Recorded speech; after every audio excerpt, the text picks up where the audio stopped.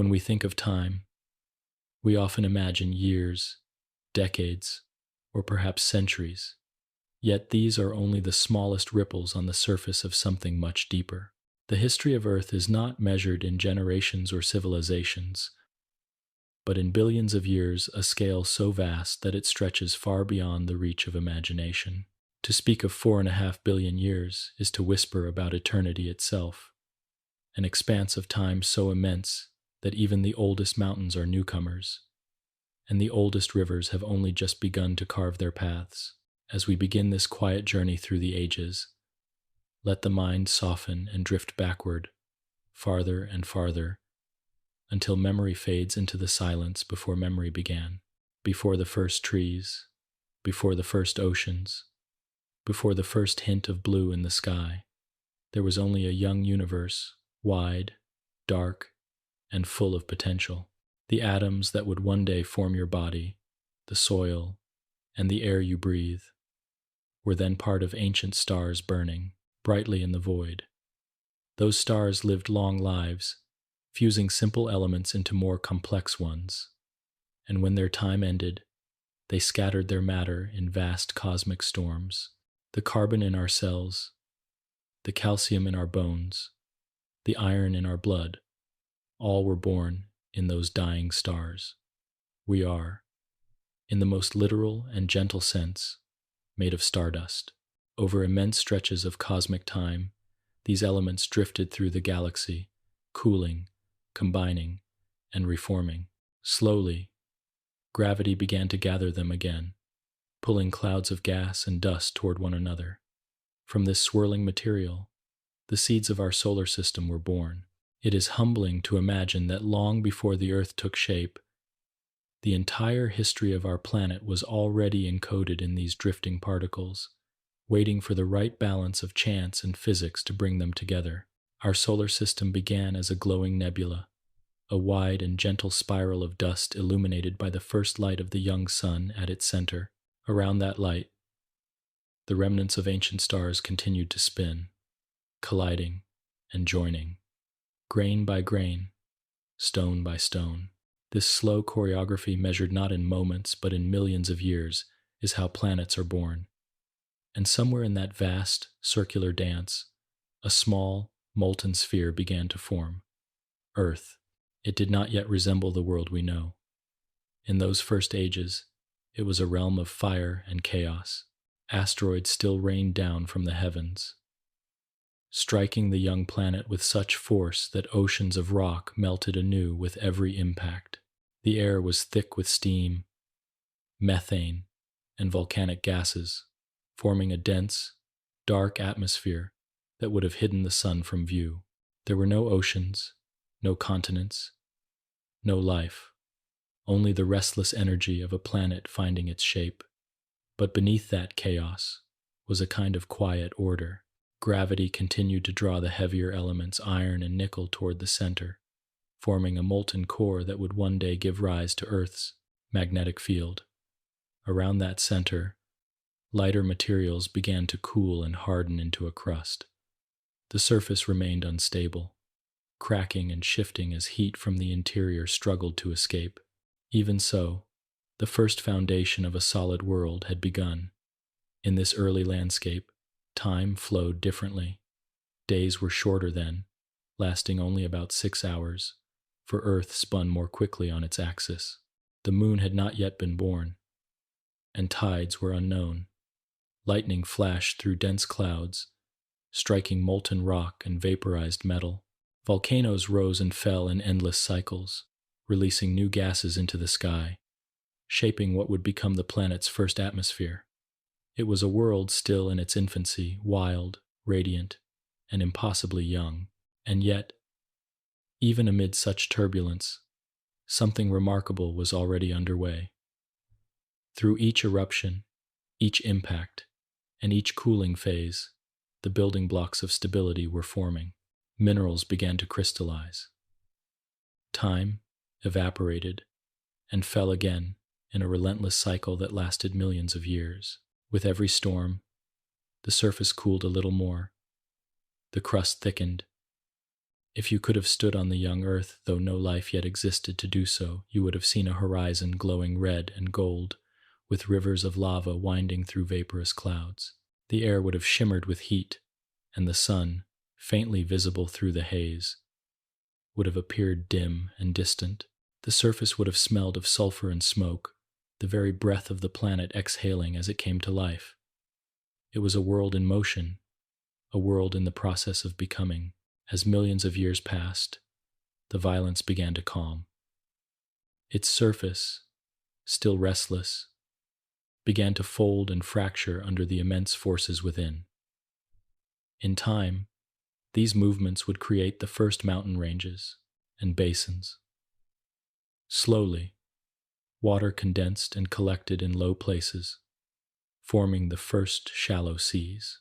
Steam that had once choked the skies now returned to the surface as liquid, covering much of the planet in vast oceans. Some regions still burned with molten heat, while others cooled enough for solid rock to persist. Lightning, rain, and volcanic eruptions became part of the natural order, the first weather patterns of a new world. Each drop of rain that fell carried with it the ingredients of the future. Minerals dissolved from the atmosphere, nutrients released from the rocks, and the constant cycle of evaporation and condensation that would one day sustain life itself. Through this slow and steady transformation, Earth began to find balance. The core remained hot and molten, generating a magnetic field that shielded the planet from harmful solar winds. The crust stabilized into plates that drifted and collided the earliest whisper of plate tectonics.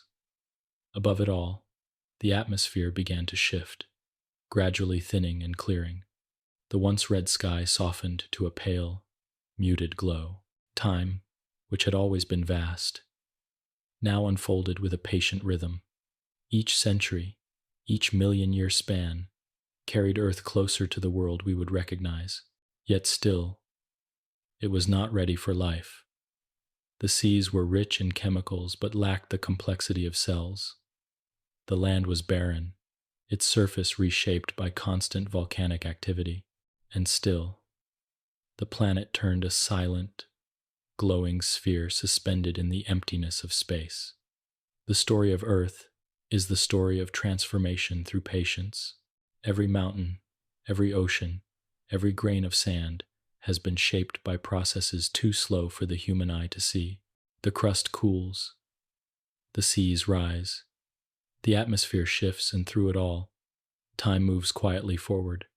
In this first chapter of our planet's history, we witness not life, but the preparation for life, the forging of the crust, the formation of oceans, the clearing of the air. All these are preludes to what will come.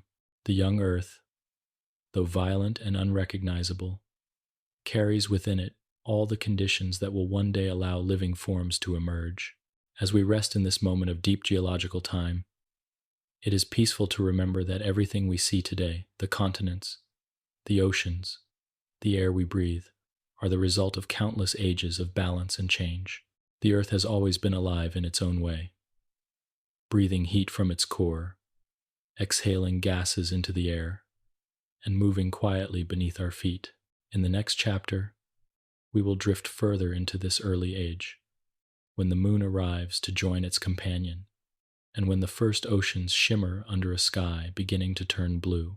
For now, imagine the Earth as it was, then glowing softly in the darkness of space, spinning gently under a young sun, and holding within its restless heart the promise of all that would one day be. 2. Before the beginning, the cosmic ingredients. Long before the world existed, before the seas and mountains and the quiet forests we know, there was only darkness and the deep hush of space. Time itself was already ancient, stretching backward toward the birth of the universe, an event so distant that even the stars we see tonight were still dreams within the folds of cosmic dust. The story of Earth begins not on Earth at all, but in that vast and silent expanse, where matter and energy moved in delicate balance, obeying laws older than any world. Roughly 13.7 billion years ago, The universe came into being in a moment of expansion, not an explosion, but a quiet and all-encompassing unfolding. Space itself stretched outward, carrying with it the seeds of everything that would ever be. For hundreds of millions of years, this newborn cosmos was dark. Clouds of hydrogen and helium floated through the void, cooling slowly, gathering under gravity's gentle pull. Born, the darkness began to shimmer. These first stars were giants, brilliant and brief in their existence. They fused hydrogen into helium, then into heavier elements like carbon, nitrogen, and oxygen, the very ingredients of life. When their fuel was spent, they collapsed inward and burst outward again in titanic supernovae, scattering their enriched matter across space. These explosions were violent, but from their chaos came creation. Each one left behind clouds of dust, filled with starlight and the elements that would one day make up every planet, every drop of water, every living cell. Over eons, this cycle repeated itself. Stars were born, lived, and died, enriching the galaxy with the materials of existence. In time, one such cloud of gas and dust began to stir in a quiet corner of the Milky Way, about 25,000 light-years from the galactic center. It was unremarkable at first, just another drifting nebula among billions that would give rise to our sun and all the worlds that orbit it. Under the steady hand of gravity, the cloud began to collapse inward. As it did, it spun faster, flattening into a great disk. At the center, most of the material gathered into a single massive sphere that would become the Sunday. The rest of the dust and gas continued to swirl around it, colliding and sticking together in endless, patient motion. Tiny grains joined to form pebbles, pebbles became stones, and stones became mountain-sized bodies called planetesimals. These early worlds, billions of them, orbited the young sun in a vast and crowded dance. In this swirling sea of dust and stone, collisions were constant. Some of these impacts shattered bodies apart, others fused them together. The energy of each collision released heat, and the growing worlds began to glow. Among these forming planets, in a band neither too close nor too far from the sun, one small sphere began to gather mass, a mixture of rock, metal, and day, ice. That sphere would one day be called Earth. At this stage, there was no clear line between planet and stardust, between the individual and the infinite. The early solar system was a place of movement and transformation. Streams of material spiraled inward, feeding the sun's growing hunger, while the outer regions cooled, giving rise to icy worlds and gas giants. Jupiter, vast and heavy, began to form quickly, its immense gravity shaping the fates of countless smaller bodies around it. Many of these would be drawn inward, toward the sun, colliding with the young rocky planets. Earth was struck repeatedly, each impact reshaping its surface and adding to its mass. The temperatures within this early world were immense. The constant bombardment kept the planet molten, its surface glowing red. Heavy elements like iron and nickel sank toward the center, forming a dense core, while lighter silicates floated upward, creating the first layers of what would become the crust. Even as the planet began to separate into layers, it remained unstable, rotating rapidly under the pull of the Sunday. Beyond Earth's orbit, icy comets and asteroids continued their silent journeys. They carried with them vast stores of frozen water and carbon-based compounds, the precursors of organic molecules. Many of these would one day collide with the young planet, delivering the materials that would later help form oceans and, perhaps, the foundations of life itself. It is a quiet and humbling thought that the water in our veins, the breath in our lungs, may have begun its journey as ancient ice drifting between the stars. The sun, too, was finding its balance. It was brighter now, burning steadily as nuclear fusion took hold at its core. The solar wind, a stream of charged particles, swept through the surrounding space, clearing away the last of the leftover gas and dust. What remained were the planets, each locked into its orbit. Mercury, small and scorched. Venus, shrouded in thick clouds. Earth, newly formed and still glowing. And Mars, cold and quiet in the distance. Beyond them stretched the gas giants, Jupiter and Saturn, their gravity shaping the boundaries of the solar system, while Uranus and Neptune drifted like pale lanterns in the dark. The early solar system was still far from peaceful. Millions of smaller bodies continued to move chaotically, colliding, fragmenting, and reforming. Earth's young surface bore the scars of these impacts, each one melting rock, releasing gases, and reshaping the crust. The atmosphere that formed was heavy with carbon dioxide, nitrogen, and water vapor, thick enough to trap heat but devoid of oxygen. Yet within this haze, the groundwork for everything to come was being laid. The composition of the Earth itself reflects this cosmic lineage. Iron, forged in the heart of dying stars, now forms the planet's core. Silicon and oxygen, the two most abundant elements in the crust, were born in stellar furnaces billions of years before Earth existed. Even the gold, copper, and silver found deep in the planet's crust owe their origins to ancient supernovae. To know the Earth is to look backward through time to see the fingerprint of the cosmos written into every grain of sand and every drop of water. In the silence of that young solar system, time continued its endless flow. The dust of creation settled, and the sun's light began to shine clearly across the void. The Earth, still molten, turned slowly, bathed in the golden glow of morning that would last for millions of years. Beyond it, the other planets took shape, each with its own character, its own story to unfold. This period, before life, before oceans and continents, was the foundation of everything. The materials that formed our world were born from the remnants of earlier worlds, from stars that had lived and died long before the Sunday. In that sense, the story of Earth is a continuation, not a beginning, a quiet inheritance passed down through the cosmos.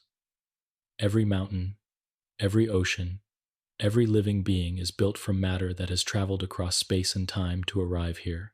As the molten Earth cooled, its surface began to harden. From it, the moon would be born, and the planet's rhythm would be forever altered. But for now, in this vast stretch of time before the beginning, the Earth was still finding its balance. It floated in silence, surrounded by the remnants of the nebula that had given it life, a young world waiting for its first dawn. If you close your eyes and imagine that stillness, you might sense something almost familiar, the pull of gravity holding everything together, the warmth of a distant star, steady and life-giving, the patience of time, working quietly to shape a future it cannot yet see. These were the forces that prepared the stage for life, gentle, constant, and eternal.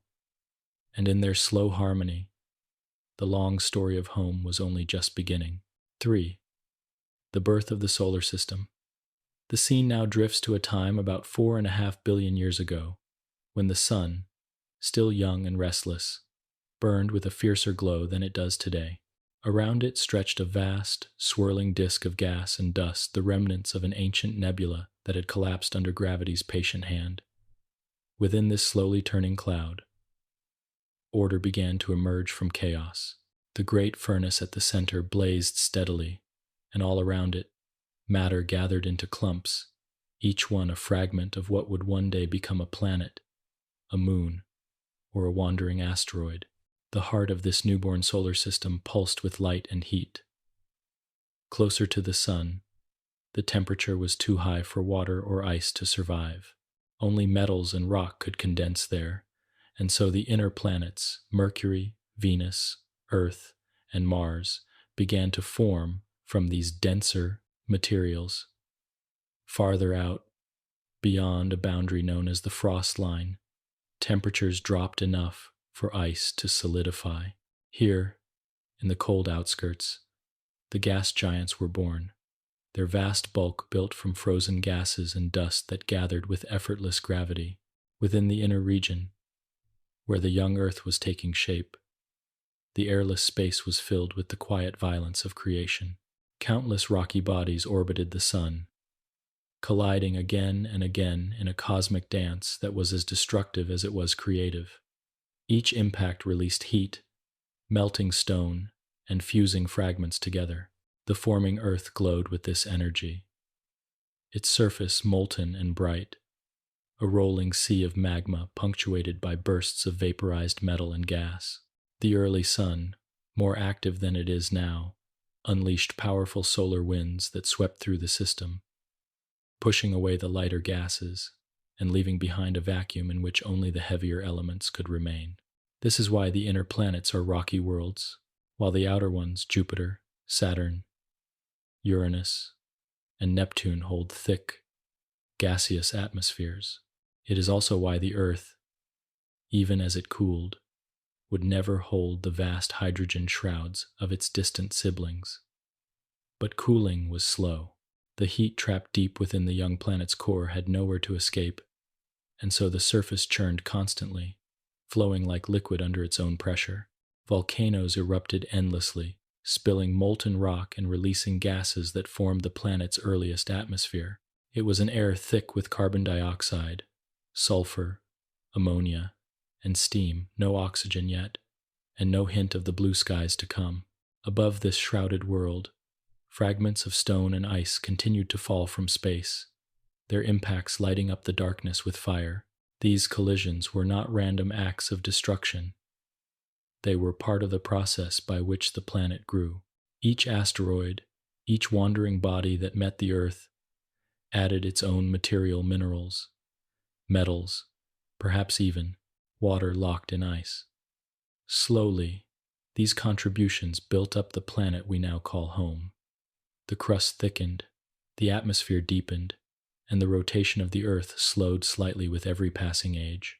Day by day, though still measured in hours far shorter than our own, the planet's spin began to settle into a rhythm. Among the countless collisions that shaped the early solar system, one stands apart. Sometime after the Earth had already formed much of its mass, it encountered another world, a body roughly the size of Mars. The two met in a collision so immense that it briefly melted much of the planet's surface anew. Debris from both worlds was hurled into orbit, forming a glowing ring of molten rock and dust. Over time, this material coalesced into a single companion, the Moon. The Earth was forever changed, its axis tilted, its days lengthened, and the tides began.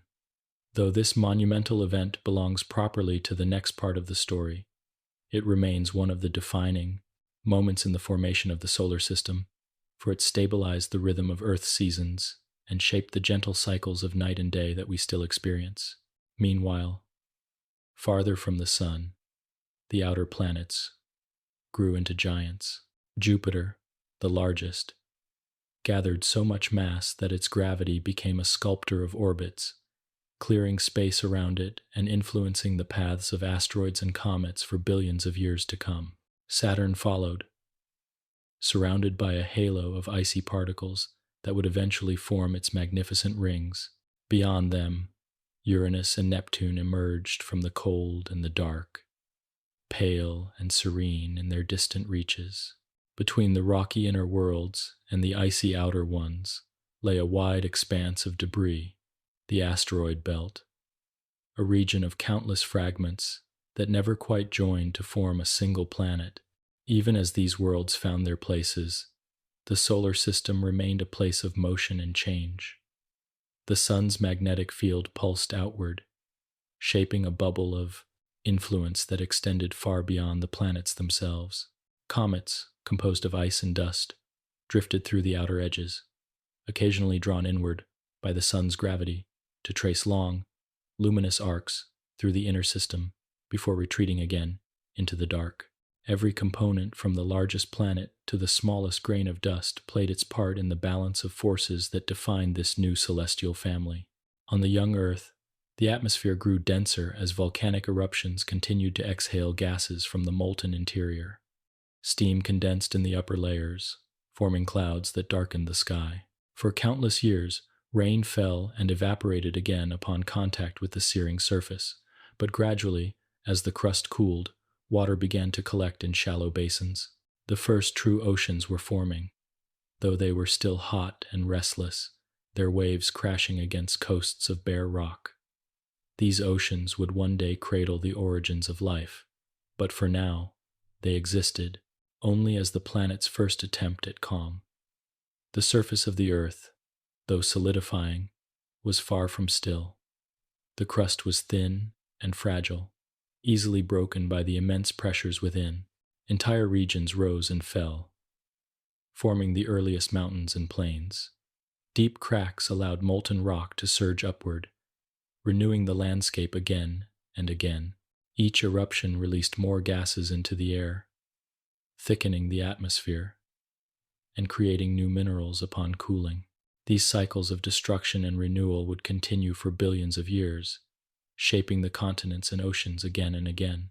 It is almost impossible to imagine such a world glowing, unstable, and loud with creation. Yet from its fiery heart came the conditions that would one day allow life to flourish. The iron core that formed during these early ages became the planet's magnetic protector, shielding it from the solar wind. Without that invisible field, the atmosphere would have been stripped away, and Earth would be as barren as Mars. The very violence that marked its beginning also ensured its survival. As the solar system matured, the intervals between major impacts grew longer.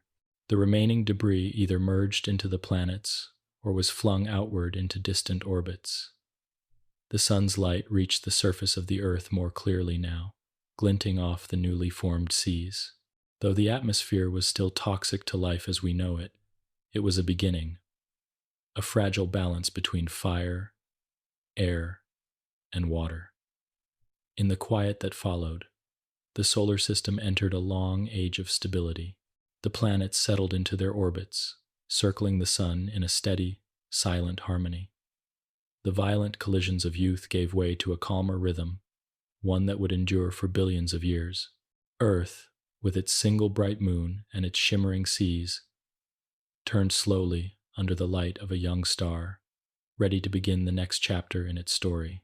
If you were to drift through that early solar system, you would see a place both familiar and alien. The sun would blaze larger in the sky, its light tinged with gold. The earth below would glow faintly, wrapped in a veil of clouds and smoke. The moon, still new, would orbit much closer than it does today, casting immense tides across the molten oceans. Beyond them, Jupiter and Saturn would gleam as distant lanterns, their vast atmospheres swirling in slow motion. Everything would seem both young and ancient, a universe in its first breath of creation. And so, the birth of the solar system was not a single event, but a gradual awakening. From the ashes of dead stars came new worlds, and from their collisions came balance. In the quiet glow of the early sun, the planets turned and found their rhythm, and among them, one small, blue sphere began the long journey toward becoming home. 4. The early Earth, a sea of fire. The young Earth turned slowly beneath a sun that burned hotter and closer than it does now. The air was thick and heavy, filled with volcanic gases and the faint shimmer of metallic dust drifting down from space. There were no continents yet, no oceans, no blue sky. The entire surface was molten rock, glowing in shades of orange and red, a restless sea of fire stretching endlessly in all directions. From a distance, the planet would have appeared as a bright, shifting orb, wrapped in clouds of steam and ash, its surface constantly reshaped by the steady bombardment of asteroids and debris left over from the birth of the solar system. Each impact sent ripples of energy through the crust, releasing light brighter than lightning and waves of heat that melted the surrounding rock. The air trembled with the force of each collision. Mountains rose and vanished within hours. Lava fountains reached into the sky and fell again like rain, cooling slightly before melting once more. It was a time of chaos and creation, the Earth's first great act of self-formation, a living furnace, forging its layers in heat and gravity. Deep beneath the molten surface, heavier elements like iron and nickel sank inward, pulled by gravity toward the center. Lighter materials, silicates, and minerals floated upward, creating the first distinction between the planet's core and its outer shell. This slow differentiation, occurring over millions of years, was essential, for it gave the Earth its magnetic field, a silent guardian that even now shields the surface from the harsh winds of the Sunday. The energy released by this internal settling kept the entire planet molten for ages, its crust fragile, its landscape ever-changing. Above this glowing world, the sky was not yet blue but dark and shrouded in haze. Volcanic eruptions filled the atmosphere with carbon dioxide, nitrogen, ammonia, and water vapor. Lightning flashed endlessly within these clouds, illuminating the red landscape below in brief, eerie pulses of light. The air smelled of sulfur and ash, a thick mixture of gases rising from the planet's deep interior. Every eruption was a release of trapped heat, a signal of the planet's ongoing attempt to find balance. Gradually, the violence began to settle. The impacts grew less frequent as the solar system cleared of debris, and the planet's rotation slowed, lengthening the days to perhaps 8 or 10 hours. The surface, though still molten, began to cool in places, forming thin, fragile plates of solid rock that floated atop the sea of magma. These early crustal fragments were temporary, constantly breaking apart and reforming, but they marked the beginning of the planet's outer shell, the earliest hint of continents yet to come. The rains began slowly, falling as vapor at first, then as droplets, hissing into steam as they struck the hot ground. The cycle repeated endlessly: evaporation, condensation, rainfall, until the planet cooled enough for water to remain. For millions of years, it rained without ceasing, a deluge that filled the air with mist and the ground with shallow, steaming pools. Eventually, these waters gathered into larger basins, forming the first oceans. They were not blue like today's seas, but dark, dense, and hot, filled with dissolved minerals and gases bubbling up from the depths. Within these early oceans, the chemistry of life was already beginning in quiet, unseen ways. Molecules collided and combined, drawn together by chance and energy. Complex compounds formed and dissolved again, repeating endlessly in the patient rhythm of time. The conditions were harsh, yet within them lay the ingredients that would one day awaken into life. Lightning from above, heat from below, and the steady mixing of minerals in the water created an environment rich with possibility. On land, if such a term could even apply to the fractured, molten crust, volcanoes towered over the restless seas. They erupted without pause, releasing plumes of ash that darkened the sky and rivers of lava that flowed into the ocean, where they hissed and cracked upon contact with the water. In the quiet between eruptions, steam rose in thick curtains, blurring the horizon. The surface was unstable, reshaped each day by forces too immense to measure. But amid the destruction, something resembling stability began to emerge. The crust grew thicker. The air cooled. The rains, once deadly, now lingered as clouds drifting lazily above the simmering world. With time, the interplay between the crust, the atmosphere, and the oceans grew more complex. The gases released from volcanic vents, carbon dioxide, nitrogen, and methane accumulated, forming an atmosphere that trapped heat and helped regulate temperature.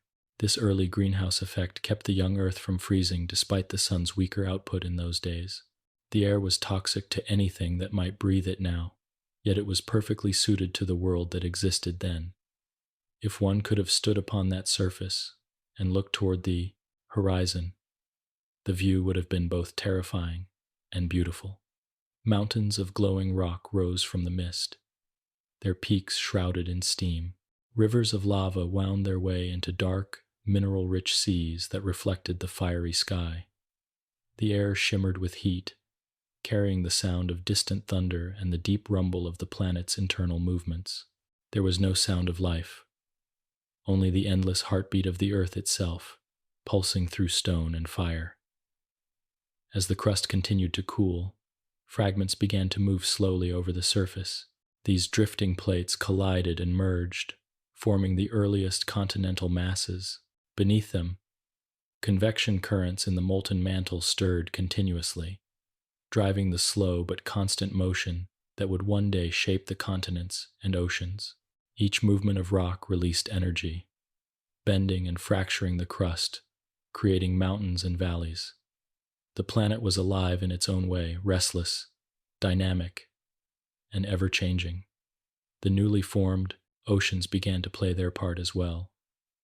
Rain continued to fall, washing minerals from the air and rock into the water, enriching it with nutrients. The interaction between seawater and volcanic rock released salts and trace metals that altered the chemistry of the oceans. This balance between the land, the sea, and the air marked the first great system of feedback on Earth, a cycle of exchange that would persist forever after. The light of the young sun filtered through the thick atmosphere, casting a golden red glow over everything. Day and night passed quickly in those times, and the moon, newly born from the great impact that shaped it, hung much closer to the planet than it does today. Its gravitational pull created massive tides that swept across the forming oceans, stirring their contents and shaping the coastline. These tides would one day play a quiet but vital role in the development of life. Millions of years, the fiery Earth continued its slow transformation. The planet's heartbeat, the steady flow of heat from within, began to regulate itself, allowing the crust to thicken and the surface to stabilize. The air, once suffocating, grew clearer as some gases dissolved into the sea. The constant volcanic eruptions gave way to more periodic bursts, each one a reminder of the power still sleeping beneath the surface. The seas deepened, the skies lightened, and the continents, though still small and scattered, began to endure. The planet, once a sphere of chaos, was becoming a place of patterns and cycles. Each sunrise and sunset marked another turn toward equilibrium, toward the fragile balance that would one day allow life to flourish.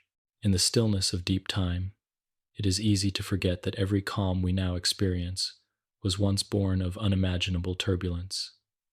The mountains we see today were forged in fire. The air we breathe once choked the world in smoke.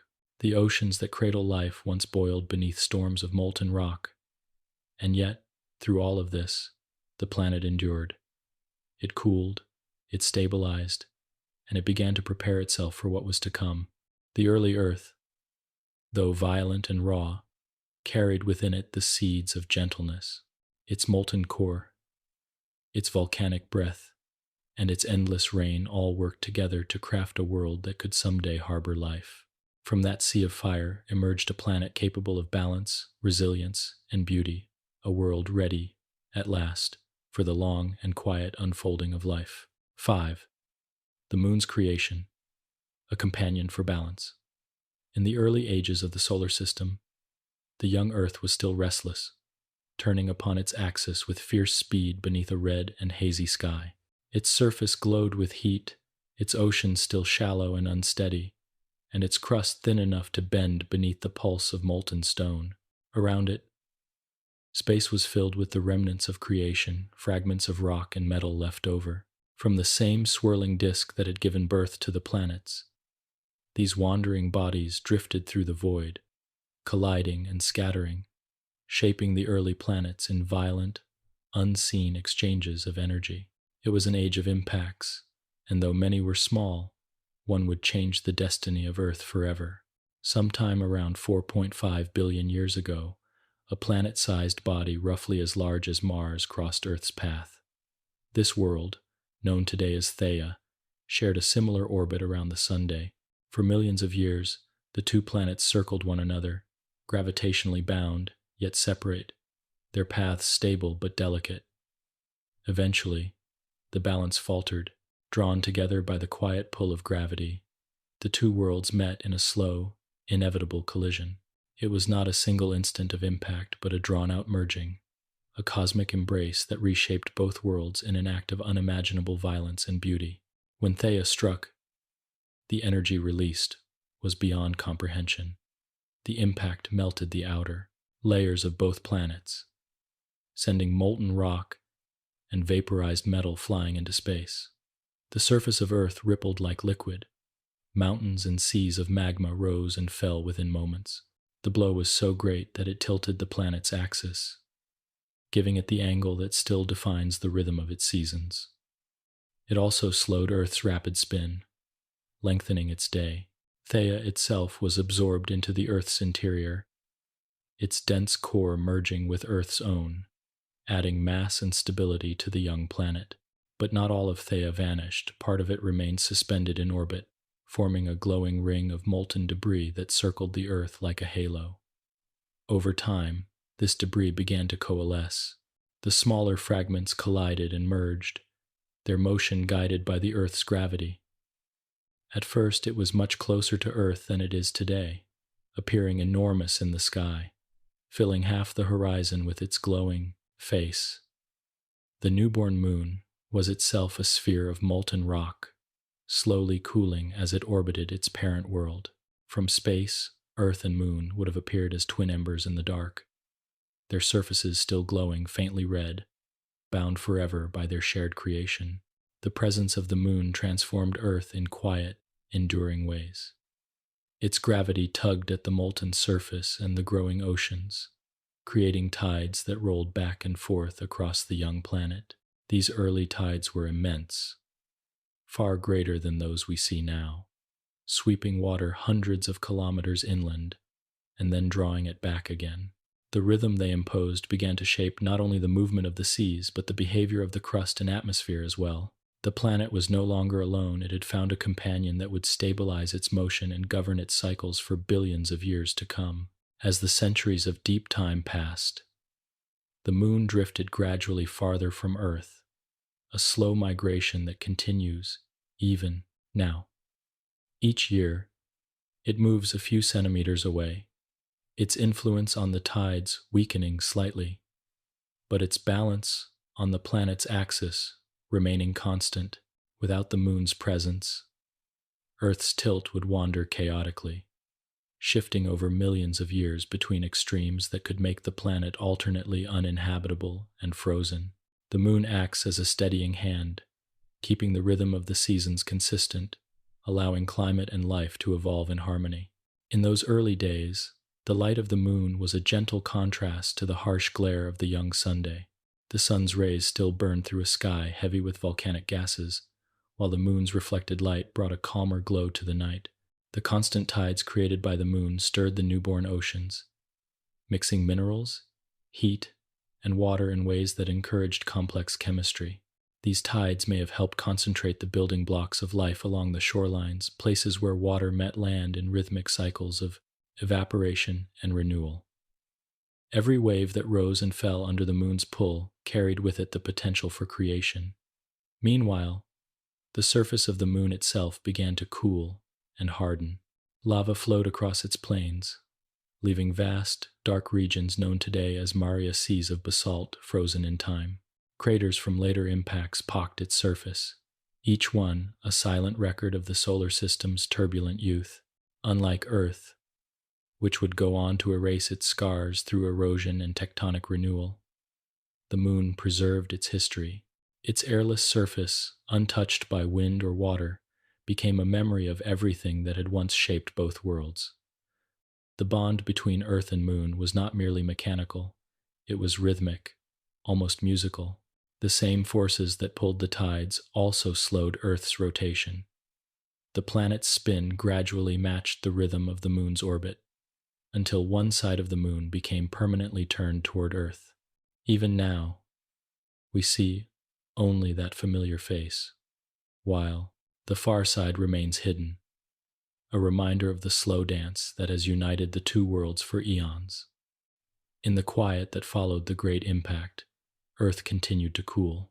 The seas deepened, and the sky slowly cleared as the thick haze of rock vapor settled back to the surface. The moon's reflected light began to shine more clearly, creating the first true nights.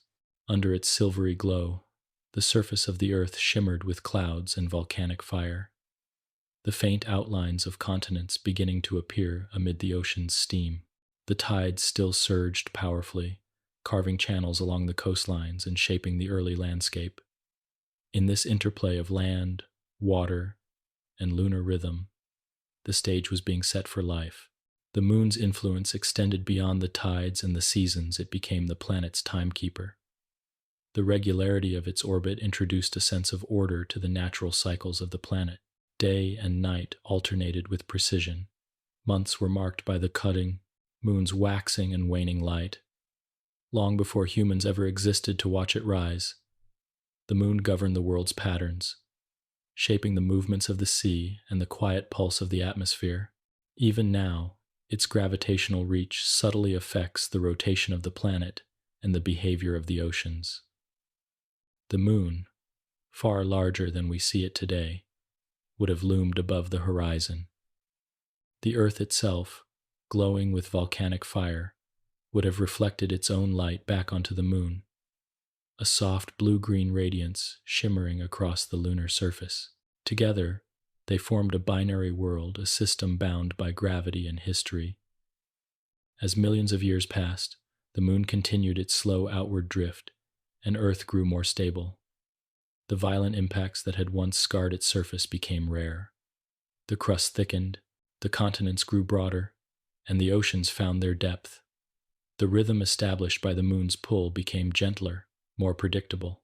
Each rising tide whispered across the new shores, wearing down rocks and minerals, shaping coastlines that would one day cradle the first signs of life. The creation of the moon marked the end of Earth's most violent beginnings and the start of its long, quiet evolution. What had begun as destruction had become harmony.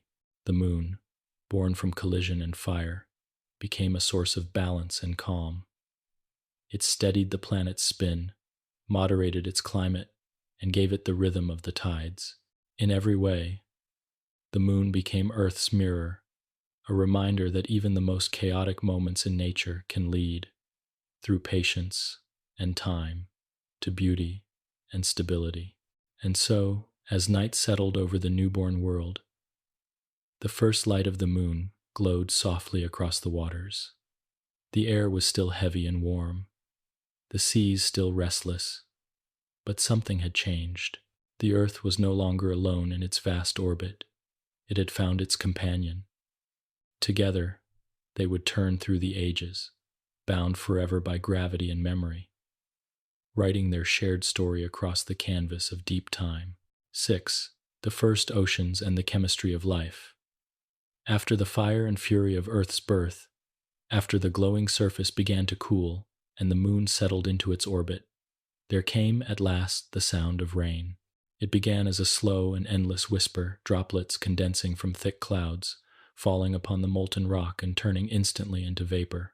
For millions of years, this cycle of rain and steam continued, the planet's surface hissing and trembling beneath the deluge.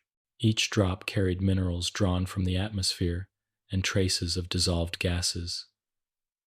And as the crust cooled, the rains no longer vanished into vapor. They lingered, pooled, and gathered. Thus were the first oceans born. They were not the calm, blue expanses we know today. The early oceans were dark and heavy, rich with iron and minerals. The air above them was thick with carbon dioxide and nitrogen, the sky tinted orange and brown by volcanic gases.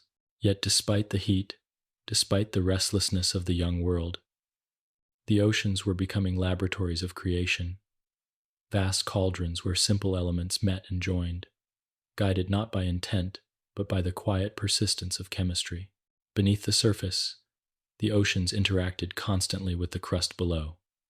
Volcanoes erupted from the ocean floor, pouring out lava that hardened and cracked, releasing minerals into the water. Through these cracks, jets of superheated fluid rose hydrothermal vents glowing like underwater furnaces. Around these vents, the water was dense with energy and rich in chemicals like hydrogen sulfide, methane, and iron. Here, in the warm darkness, the first reactions that hinted at life may have begun. The heat provided energy, the minerals served as catalysts, and the surrounding water carried the ingredients necessary for complexity to form. In those early seas, molecules were constantly being created and destroyed. Simple compounds like ammonia and methane dissolved in the water, reacting with minerals and energy from lightning and sunlight. The result was a growing mixture of organic molecules, amino acids, sugars, and lipids. These were not yet alive, but they were the alphabet of life, the building blocks from which living cells would one day be written. Scientists who have studied this period often describe it as the Great Chemical Dawn, a time when nature experimented endlessly, forming countless combinations in the silence of the deep. The surface of the oceans was no less active.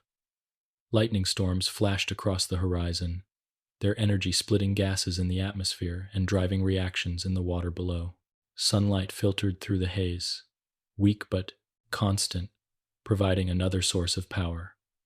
Ultraviolet rays, though harsh, helped forge new bonds between molecules, encouraging complexity to emerge. The Earth was a vast experiment, every drop of water, every patch of land, every wisp of cloud, a participant in the process of transformation. Gradually, the conditions grew more stable. The intense bombardment from space that had once shattered the planet now became rare. The crust thickened, the volcanoes quieted, and the temperature fell. The atmosphere, once thick with steam, began to thin as much of its water condensed into the oceans. Over time, these oceans grew deeper and more widespread, covering nearly 3/4 of the planet's surface. Beneath them, the continents began to drift slowly, guided by the churning mantle below. The Earth was still young, but it had reached a kind of fragile equilibrium. Within this balance, the chemistry of life continued to evolve. Molecules that could copy themselves, primitive precursors to RNA, began to appear. They were fragile, fleeting structures, easily broken by heat or radiation. But over time, they found stability. Encased within droplets of fat or clay minerals, these molecules could replicate, pass on their patterns, and change slightly with each generation. This was not yet life in the form we understand, but it was something close, the first flicker of inheritance, the first whisper of evolution. In the darkness of the ocean floor, near the hydrothermal vents, other processes may have been taking place. The vents spewed minerals that formed natural chambers, microscopic worlds where energy and matter could interact repeatedly. Within these tiny pockets, reactions occurred that produced increasingly complex molecules, including those capable of storing energy and information. The earliest forms of metabolism may have begun here, in the warmth of the undersea world, fed by the planet's inner fire rather than the light of the Sunday. Over millions of years, the boundary between chemistry and biology grew thinner.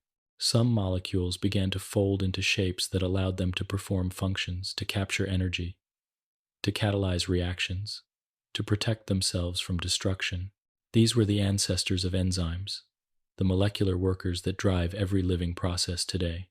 Encased within thin membranes of lipids, these early systems formed tiny, self-contained bubbles that could grow, divide, and change.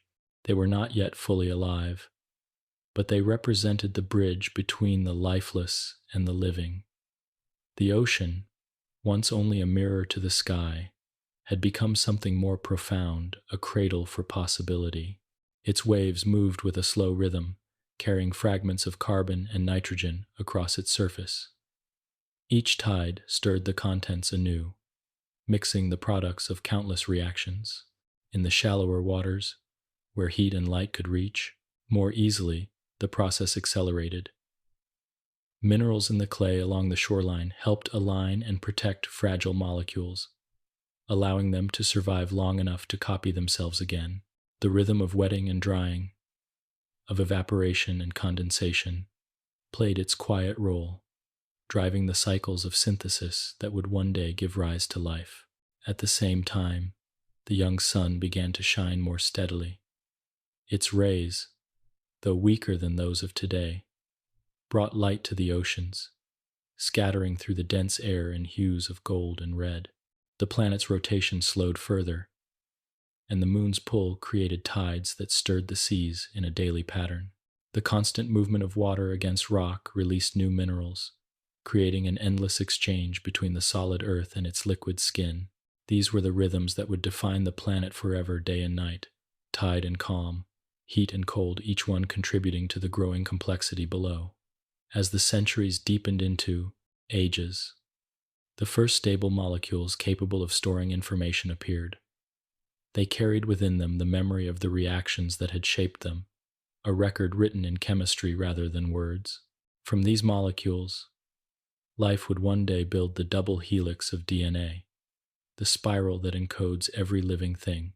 But for now, these structures drifted in the ocean, fragile yet enduring, reproducing themselves in the endless patience of time. The air above remained harsh, the land barren, but beneath the water's surface, something extraordinary was underway. The oceans had become both a mirror and a womb, reflecting the fiery sky above while nurturing the quiet spark of life below. Every drop carried the memory of the rains that had fallen from the earliest clouds. Every molecule, the legacy of starlight that had once burned in ancient suns. In this way, the earth, still young and raw, began to dream of life. The seas murmured with potential, their depths hiding the slow choreography of molecules learning to cooperate, to adapt, to persist. The planet had found its rhythm, the gentle balance of water, rock, and energy, and from that balance, the first whispers of living systems began to stir. One can imagine those ancient seas, quiet under a crimson sky, their surfaces rippling under the pull of the moon. Steam rose from their warmth, mingling with the clouds.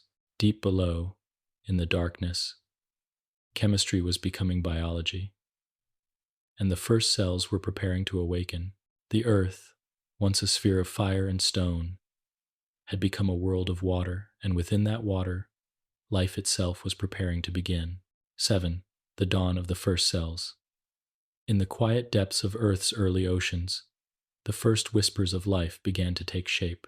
The planet had already passed through its fiery youth and found its rhythm, a balance between heat from within and light from the young sun. Above, the air was still heavy, the skies tinted in shades of copper and gold, and the seas were thick with minerals.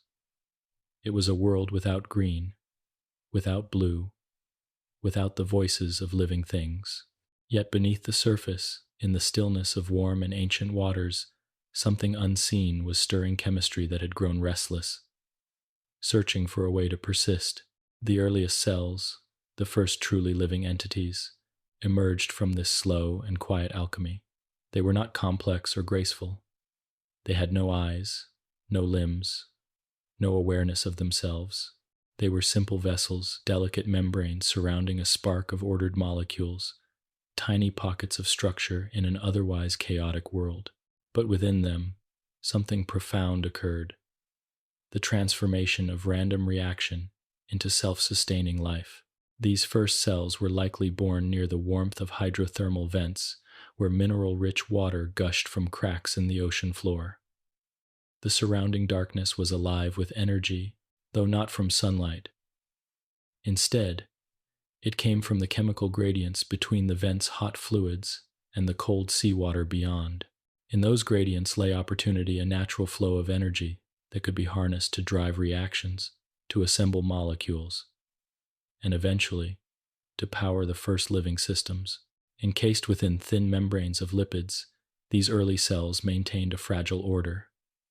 Their walls protected the delicate chemistry within, keeping certain molecules inside while allowing others to flow through. Inside, chains of nucleotides, the ancestors of RNA, copied themselves, imperfectly but consistently. Each replication brought variation, and from variation came adaptation. The earliest forms of evolution had begun, not through purpose or design, but through the simple rule that what can persist will persist. In time, these cells developed ways to capture and store energy. Some relied on the chemical reactions of their environment, using minerals from the vents as catalysts to power their metabolism. This was the beginning of photosynthesis, a process that would later transform the planet entirely. The first photosynthetic organisms, tiny cyanobacteria, appeared perhaps 3.5 billion years ago, though invisible to the naked eye. They changed the world more profoundly than any creature before or since. At first, the oxygen they produced was a poison. The atmosphere of the early Earth had been almost devoid of oxygen, and many existing forms of life had evolved to thrive without it. As cyanobacteria filled the seas with this new gas, countless other organisms perished. But oxygen also carried potential. It allowed for more efficient energy use, for the rise of more complex life in ages yet to come. In the calm patience of time, the earth adjusted. Iron in the oceans rusted, forming vast deposits of red rock on the ocean floor, and the sky slowly began to turn blue. For now, though, the world was still the realm of the microscopic. The oceans teemed with single-celled life, drifting silently through the water. Each cell was a self-contained world, performing all the tasks of living, feeding, growing, and dividing. They absorbed nutrients from their surroundings, converted chemical energy into motion, and multiplied endlessly. Though they had no eyes or thoughts, they shaped their environment with every breath. The gases they released, the minerals they consumed, and the waste they produced all helped set the stage for the next chapter of life's story. Over millions of years, diversity began to appear among these tiny inhabitants. Some cells remained solitary, floating freely through the water. Others began to cluster, forming colonies where different cells performed slightly different functions. Cooperation had begun to emerge, a primitive foreshadowing of multicellular life. Some cells specialized in capturing energy, others in protection or reproduction. These were not yet true organisms in the way we think of animals or plants, but they represented the first steps toward complexity. The seas themselves were changing too. The chemistry of the oceans shifted as life began to influence the environment. Carbon dioxide was absorbed from the air and converted into organic matter, while oxygen began to accumulate in the water. The cycles of matter and energy that would define the planet, the carbon cycle, the nitrogen cycle, the balance between air and sea, all began with these microscopic pioneers. Each one lived briefly, but their collective activity shaped the face of the earth. The slow dance of evolution continued in silence. Generation after generation of cells divided and adapted, exploring new ways to survive. Some found ways to use oxygen rather than avoid it, evolving internal machinery that could harness its power safely. These new forms of respiration released far more energy than the ancient chemical reactions of the vents, giving rise to faster, more active cells. Others developed stronger membranes, tougher walls, or the ability to endure heat, salt, or acid. In this way, life spread to every corner of the planet, from the deep ocean to shallow pools, from the shadows of rocks to the open sea, to the human imagination. Such a world might seem empty. There were no forests or fish, no sound but the whisper of waves against stone. Yet in truth, it was full of invisible motion, of microscopic cities floating beneath the waves. Each droplet of water contained billions of tiny beings, endlessly dividing, merging, and changing. They fed upon the Earth's chemistry and upon each other, forming the first food chains, the first webs of interdependence. Life, in its simplest form, had already become a network. As eons passed, the oxygen produced by photosynthetic organisms continued to accumulate. Much of it reacted with iron and other minerals. But slowly, the balance began to tip. Around 2.4 billion years ago, the Great Oxygenation Event transformed the world. The atmosphere changed from a haze of methane and carbon dioxide to one rich in oxygen and nitrogen. The sky turned from red to blue, and the first clouds formed in their modern patterns. For the first time, sunlight reflected off the surface of the planet with the familiar glow of home. The cost of this transformation was immense. Many ancient species, unable to cope with oxygen's reactive nature, new forms of life arose, cells with internal compartments, able to separate and control their chemistry. These were the ancestors of eukaryotes, the type of cell that would one day build plants, animals, and humans. Within them lay the first organelles, tiny engines of life like mitochondria, themselves descended from once free-living bacteria that had taken up residence inside larger hosts. The partnership between these ancient cells marked a new beginning, a moment when cooperation became creation. By merging together, they achieved stability and strength. The story of life became one of collaboration, not just competition. The oceans, once a chemical soup, had become a living system, self-sustaining and self-renewing.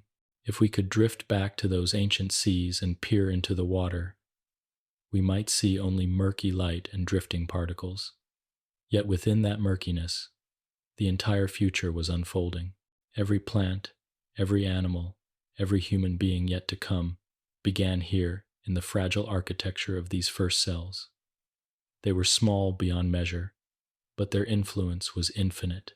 They turned light into energy, chaos into order, and from their endless divisions, they built the living world. The dawn of the first cells was not a moment but an era, a slow and patient awakening that lasted hundreds of millions of years. It was the beginning of biology, the first chapter in the story of life's continuity. From then on, the Earth was no longer just a planet of rock and water. It had become something more, a world that could grow, adapt, and remember. The seas that once reflected only the colors of the sky now shimmered with life, their waves carrying the promise of every living thing that would one day walk upon the shore. 8. The Great Oxygenation. Blue skies, red rocks. The story of Earth, once a tale of molten fire and quiet seas, began to take on a new color. It started in the smallest of ways, almost invisible to the eye. Within the calm waters of the planet's ancient oceans, tiny organisms were at work, capturing sunlight and transforming it into energy. These were the cyanobacteria, the architects of a new world, living in quiet colonies that drifted just beneath the waves. Through their simple chemistry, they exhaled something new into the air, a gas that would forever change the course of life and the nature of the planet itself. That gas was oxygen. In the beginning, the oxygen they released was almost immediately absorbed. The oceans were filled with iron dissolved from the planet's crust, and each molecule of oxygen reacted with it, forming rust that sank to the sea floor. Over countless years, these reactions painted the ocean beds in layers of deep red, iron-rich rock that would one day be revealed as banded iron formations, the planet's ancient memory, written in stone. Each red layer marked an era when the world's waters briefly filled with oxygen before absorbing it all again. For millions of years, this process continued unseen, a subtle balance between the living and the lifeless. The cyanobacteria grew in shallow waters where sunlight could reach them, forming structures known as stromatolites, layered mounds of microbial life that built themselves upward, one thin film at a time. In these layered colonies, gases exchanged, nutrients circulated, and life persisted with quiet persistence. Each cell took in carbon dioxide and water, releasing oxygen as a byproduct. It was not an intention, but an inevitability, a chemical truth that shaped the future. As oxygen continued to accumulate, the iron in the oceans began to run out. No longer could the seas absorb the gas as they once had. Gradually, oxygen began to linger in the water, and, Eventually, for the first time, the atmosphere began to hold significant amounts of free oxygen. The change was slow, measured in millions of years, but its effects were profound. The color of the sky shifted, the chemistry of the land altered, and the destiny of all living things was rewritten. Yet this transformation was not without cost. To the organisms that had evolved in the oxygen-free world, the new gas was deadly. Oxygen, so vital to us now, is a reactive and destructive force. It corrodes, it burns, and, within cells unequipped to handle it, it tears apart the delicate molecules of life. Across the oceans, ancient forms of anaerobic life, those that thrived in the absence of oxygen, began to vanish. Some retreated into the deep, dark environments where oxygen could not reach, hiding in sediments and hydrothermal vents. Others adapted, evolving new mechanisms to cope with the presence of this powerful gas. For the majority, however, the world had become uninhabitable. This event, known now as the Great Oxygenation, was perhaps the first true global catastrophe, and yet it was also the foundation for everything that would come after. The rise of oxygen allowed for new forms of metabolism, far more efficient than the old chemical pathways.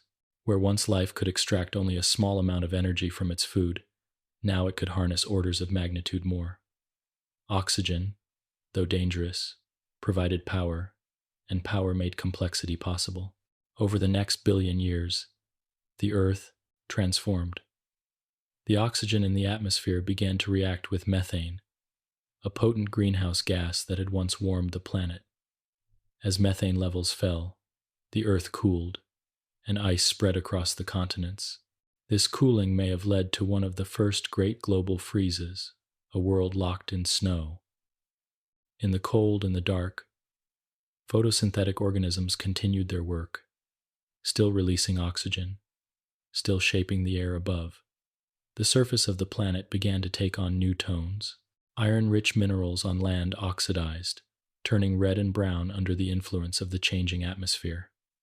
The Earth, once gray and black with volcanic rock, was becoming a world of color. The sky, too, shifted from the hazy orange of methane and carbon dioxide to the clear blue that we recognize today. It was a long transformation, not sudden but inevitable, a gradual unveiling of the modern world's light and air. As oxygen levels continued to rise, they reached a tipping point that allowed the formation of a protective layer high above the Earth, the ozone layer. This thin veil of oxygen molecules shielded the surface from the sun's most harmful radiation, creating safe havens for life to expand and diversify. For the first time, the upper layers of the ocean and even the shallows near the land became hospitable. What had once been a deadly glare from the sun now became the gentle warmth that nourished growth. Beneath the waves, the patterns of life began to shift in response to these new conditions. Organisms evolved to take advantage of oxygen's energy potential. New types of cells emerged, larger and more complex, capable of storing information and performing specialized functions. These were the ancestors of the eukaryotes, the cells that would one day form plants, animals, and fungi. They contained within them internal structures, tiny compartments that allowed them to manage oxygen safely while using it to drive powerful reactions. The partnership between these early eukaryotes and the bacteria that became their mitochondria marked one of the great leaps in evolution, the union that made complex life possible. The oxygen that once threatened life had become its ally. Light reached deeper, supporting new layers of photosynthetic organisms. The cycles of day and night became not just patterns of temperature and shadow, but rhythms of energy and renewal. The atmosphere settled into its familiar composition, nitrogen, oxygen, and traces of other gases, forming a delicate balance that endures to this day. The Great Oxygenation also reshaped the geology of the planet. With more oxygen in the air and water, chemical weathering accelerated. Rocks broke down more quickly, releasing nutrients that flowed into the seas, feeding the microscopic life that continued to flourish there. The exchange between land, sea, and sky grew more intricate, the Earth's systems becoming interdependent in ways they had never been before. The biosphere, geosphere, and atmosphere began to act as a single, living planet. If one could have stood upon a rocky shoreline in those distant ages, the transformation would have been subtle but awe-inspiring. The light would have seemed cleaner, the air cooler. The red stains of oxidized minerals would stretch across the land, a quiet testament to the invisible work of microorganisms in the sea. At night, the stars would shine more clearly through the thinning atmosphere, their light reflected in calm, oxygen-rich waters. The world would have seemed both ancient and new, caught between eras, one of chemistry and one of biology. The cyanobacteria continued their steady labor, unaware of their influence. Their colonies grew in layered mats, spreading across the shallow seas, building stromatolites that rose like low, living hills. Today, in a few remote corners of the world, these ancient architects still exist, their descendants quietly producing oxygen as they did billions of years ago. They are reminders of a time when the smallest of beings changed everything, when the breath of the oceans turned the sky blue and made the earth a home for all that would follow. The Great Oxygenation was not merely a geological event, it was a turning point in the history of existence. It transformed the planet from a place of shadows and chemical darkness into one of light and air. It paved the way for the evolution of complex life, for movement, for thought, and for the endless variety that would soon fill the seas and land. The Earth had taken its first great leap toward becoming the living world we know, and in the stillness of its deep oceans, the future was quietly beginning to breathe. 9. Snowball Earth. After the great transformation that turned the skies blue and the oceans red with rust, the Earth entered an age of extremes. The atmosphere, once rich with methane and carbon dioxide, had been stripped of its warming gases by the rise of oxygen. The sun, still fainter than it would become in later ages, gave less warmth to the planet, and the balance between energy received and energy reflected began to falter. Slowly, almost imperceptibly, the warmth of the earth began to fade. The world that had been forged in fire and tempered in oceans began to freeze. It started in the high latitudes, where the first sheets of ice appeared, spreading over land and sea. Each new layer of frost reflected more sunlight back into space, cooling the planet further. This was the beginning of a feedback loop that would change everything. The colder the Earth became, the more its surface reflected light, and the less heat it retained. Within a few million years, a blink in geological time, the ice advanced beyond the poles, creeping toward the equator, engulfing mountains, valleys, and entire continents. The transformation was immense. From space, the Earth would have appeared as a gleaming white sphere, covered almost entirely in ice and snow. Only the faintest patches of open water remained near the equator, where the ocean's dark surface absorbed just enough heat to resist complete freezing. The atmosphere, now thinner and drier, the winds howled across the barren ice, carving shapes into the frost and scattering fine crystals through the thin, cold air. Beneath this global sheet of ice, however, the planet was still alive. The inner heat of the Earth did not rest. Volcanoes continued to erupt beneath the frozen oceans, pouring out minerals and gases into the trapped waters.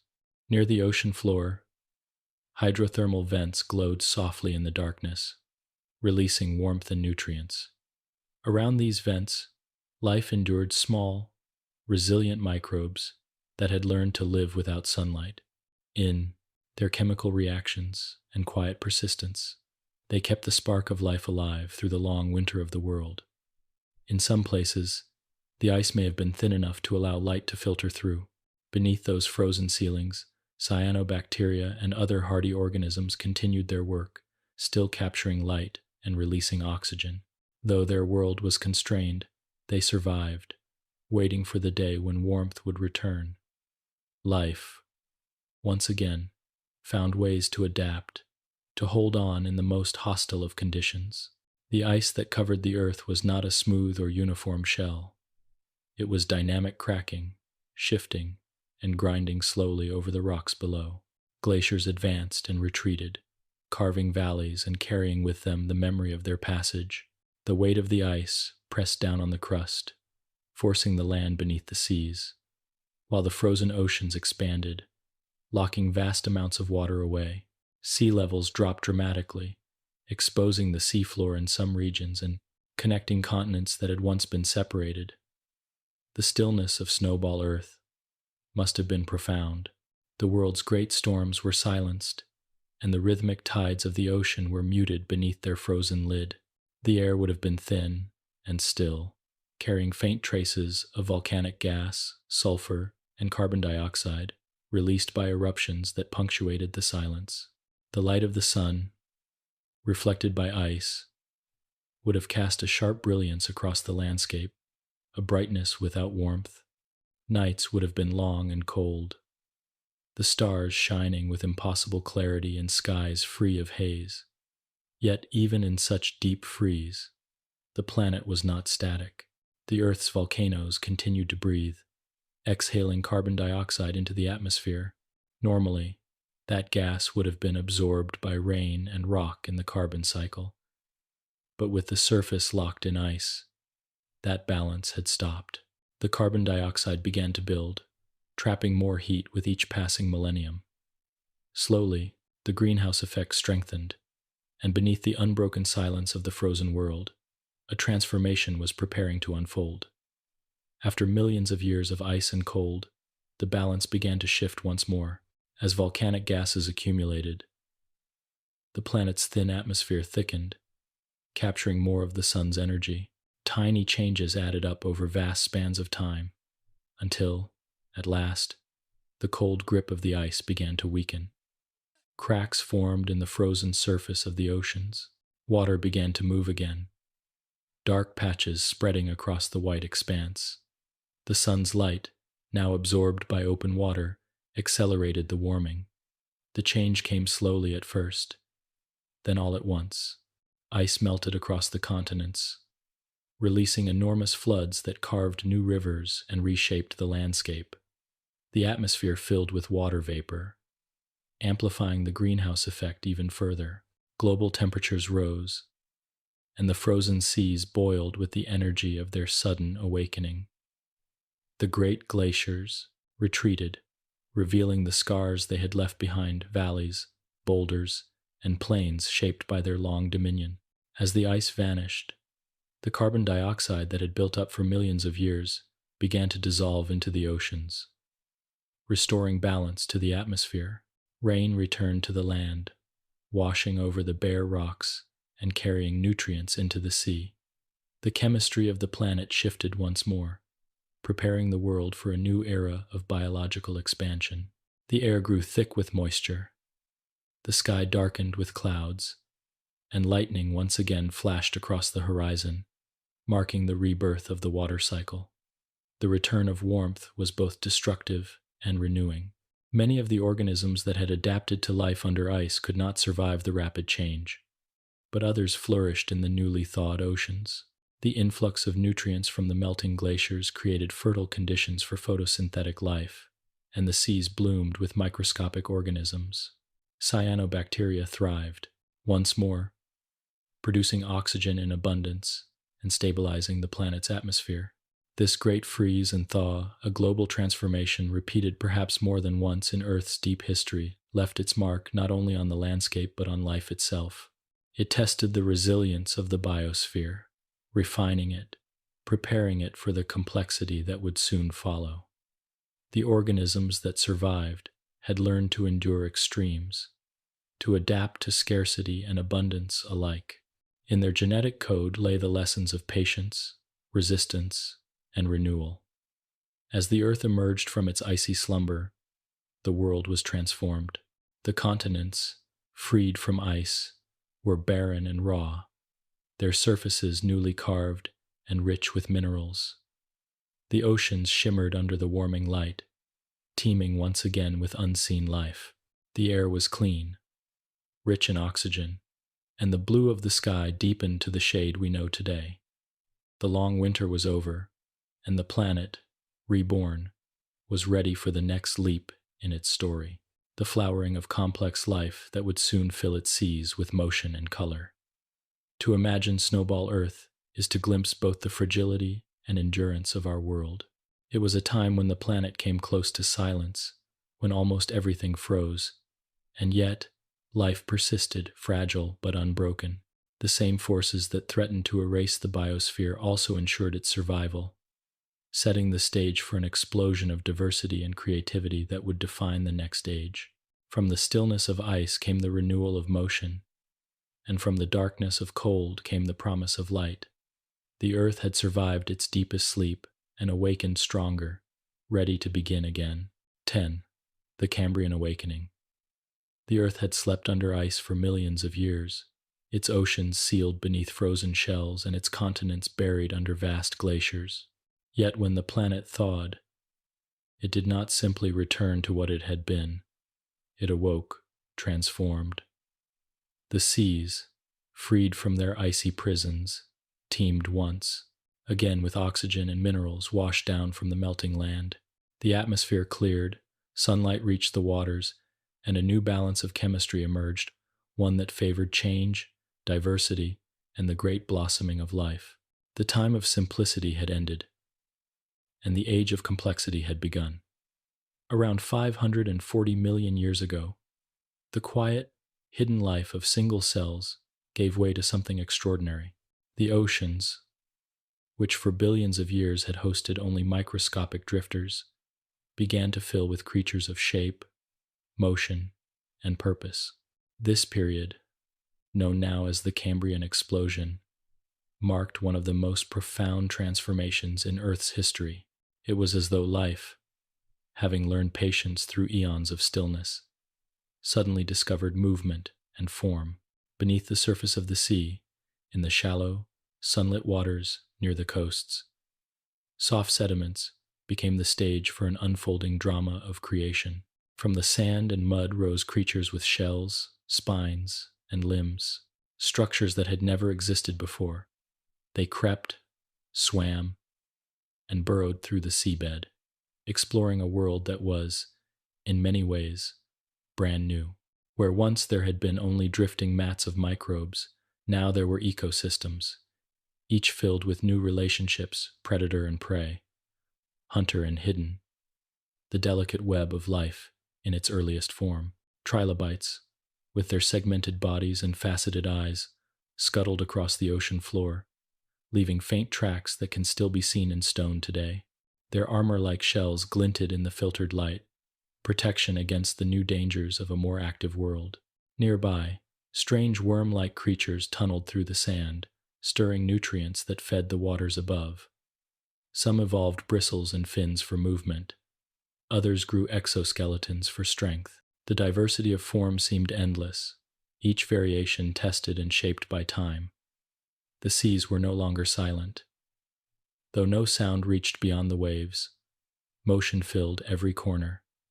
Tiny, plankton drifted in slow spirals, feeding on sunlight and becoming the foundation of new food chains. Jellyfish-like beings floated gracefully, their translucent bells pulsing with rhythm. Sponges, anchored to the seabed, filtered water through their porous bodies. Coral-like colonies began to appear, early versions of the reefs that would one day fill tropical oceans with color and life. Among these new organisms, vision emerged for the first time. Eyes, sensitive to light and shadow, appeared in multiple lineages, changing the way life interacted with its surroundings. To see was to react, to chase, to hide. With sight came awareness of the environment, and with that awareness came the first forms of instinctive behavior. The ocean, once a realm of drifting and chance, became a place of pursuit, exploration, and adaptation. The conditions that made this awakening possible had been built over billions of years. The oxygen released by earlier generations of cyanobacteria had reached levels that could support large, energy-demanding organisms. The chemical nutrients washed from the continents, phosphorus, calcium, and sulfur enriched the shallow seas, providing the raw materials for shells and skeletons. The temperature of the planet had stabilized, the tides had found their rhythm under the watchful pull of the moon, and the cycles of day and night offered a dependable pattern of light. All the elements of stability were finally in place, and life responded by diversifying with astonishing speed. Not all creatures of the Cambrian seas were familiar. Some were truly alien and form experiments in design that nature would refine, transform, or abandon. Anomalocaris, one of the first large predators, glided through the water with fins arranged like rippling wings. Its mouth, a circular ring of serrated plates, captured smaller prey with precision. Other beings, like Opabinia, carried 5 eyes on stalks and a long, flexible proboscis for gathering food. These were not mistakes, but explorations, attempts by evolution to find what worked best in the dynamic new world of complex life. The Cambrian oceans were also the birthplace of the body plans that still define life today. Nearly every major group of animals, arthropods, mollusks, annelids, chordates, can trace its lineage back to this time. The blueprint of vertebrates, including the distant ancestors of humans, first appeared here as small, soft-bodied swimmers with simple backbones made of cartilage. In this sense, the Cambrian was not only the awakening of the world, but the moment when the roots of all future creatures began to grow. The interactions between these new forms of life created a cascade of change. As predators evolved, so too did defenses: harder shells, burrowing habits, camouflage, and speed. This coevolution drove diversity even further, leading to the first ecosystems defined by balance and tension. The first time, the survival of one species depended on the existence of another. The circle of life, once limited to simple exchange of energy, became intricate and interwoven, a tapestry of relationships that grew ever more complex with each passing age. The sunlight that filtered through the ancient seas revealed colors that had never before existed: the gleam of shell and the shimmer of scale, the faint reflection of eyes catching the light. Algae swayed in the currents, releasing bubbles of oxygen that drifted upward to the surface. The smell of salt and minerals filled the air above, and the horizon glowed faintly under the early Sunday. Though land remained barren and silent, the oceans had become the heartbeat of the planet, alive with movement and possibility. As the Cambrian period unfolded, the continents themselves began to shift and drift. Plate tectonics moved the great land masses, creating shallow seas and continental shelves that provided new habitats for marine life. Earth's crust, restless as always, ensured that no environment remained constant for long. This slow geological motion acted as both challenge and opportunity, driving the cycles of adaptation that kept life in motion. In this era of experimentation, extinction was as common as creation. Many species rose and vanished within the span of a few million years. The fossil record of the Cambrian is filled with forms that existed only briefly, creatures perfectly suited to their moment, then gone. Yet each disappearance made room for something new. In this way, life learned the rhythm of renewal, the steady exchange between presence and absence that would shape evolution forever. If one could stand on the shores of the Cambrian earth, the world would seem strange yet beautiful.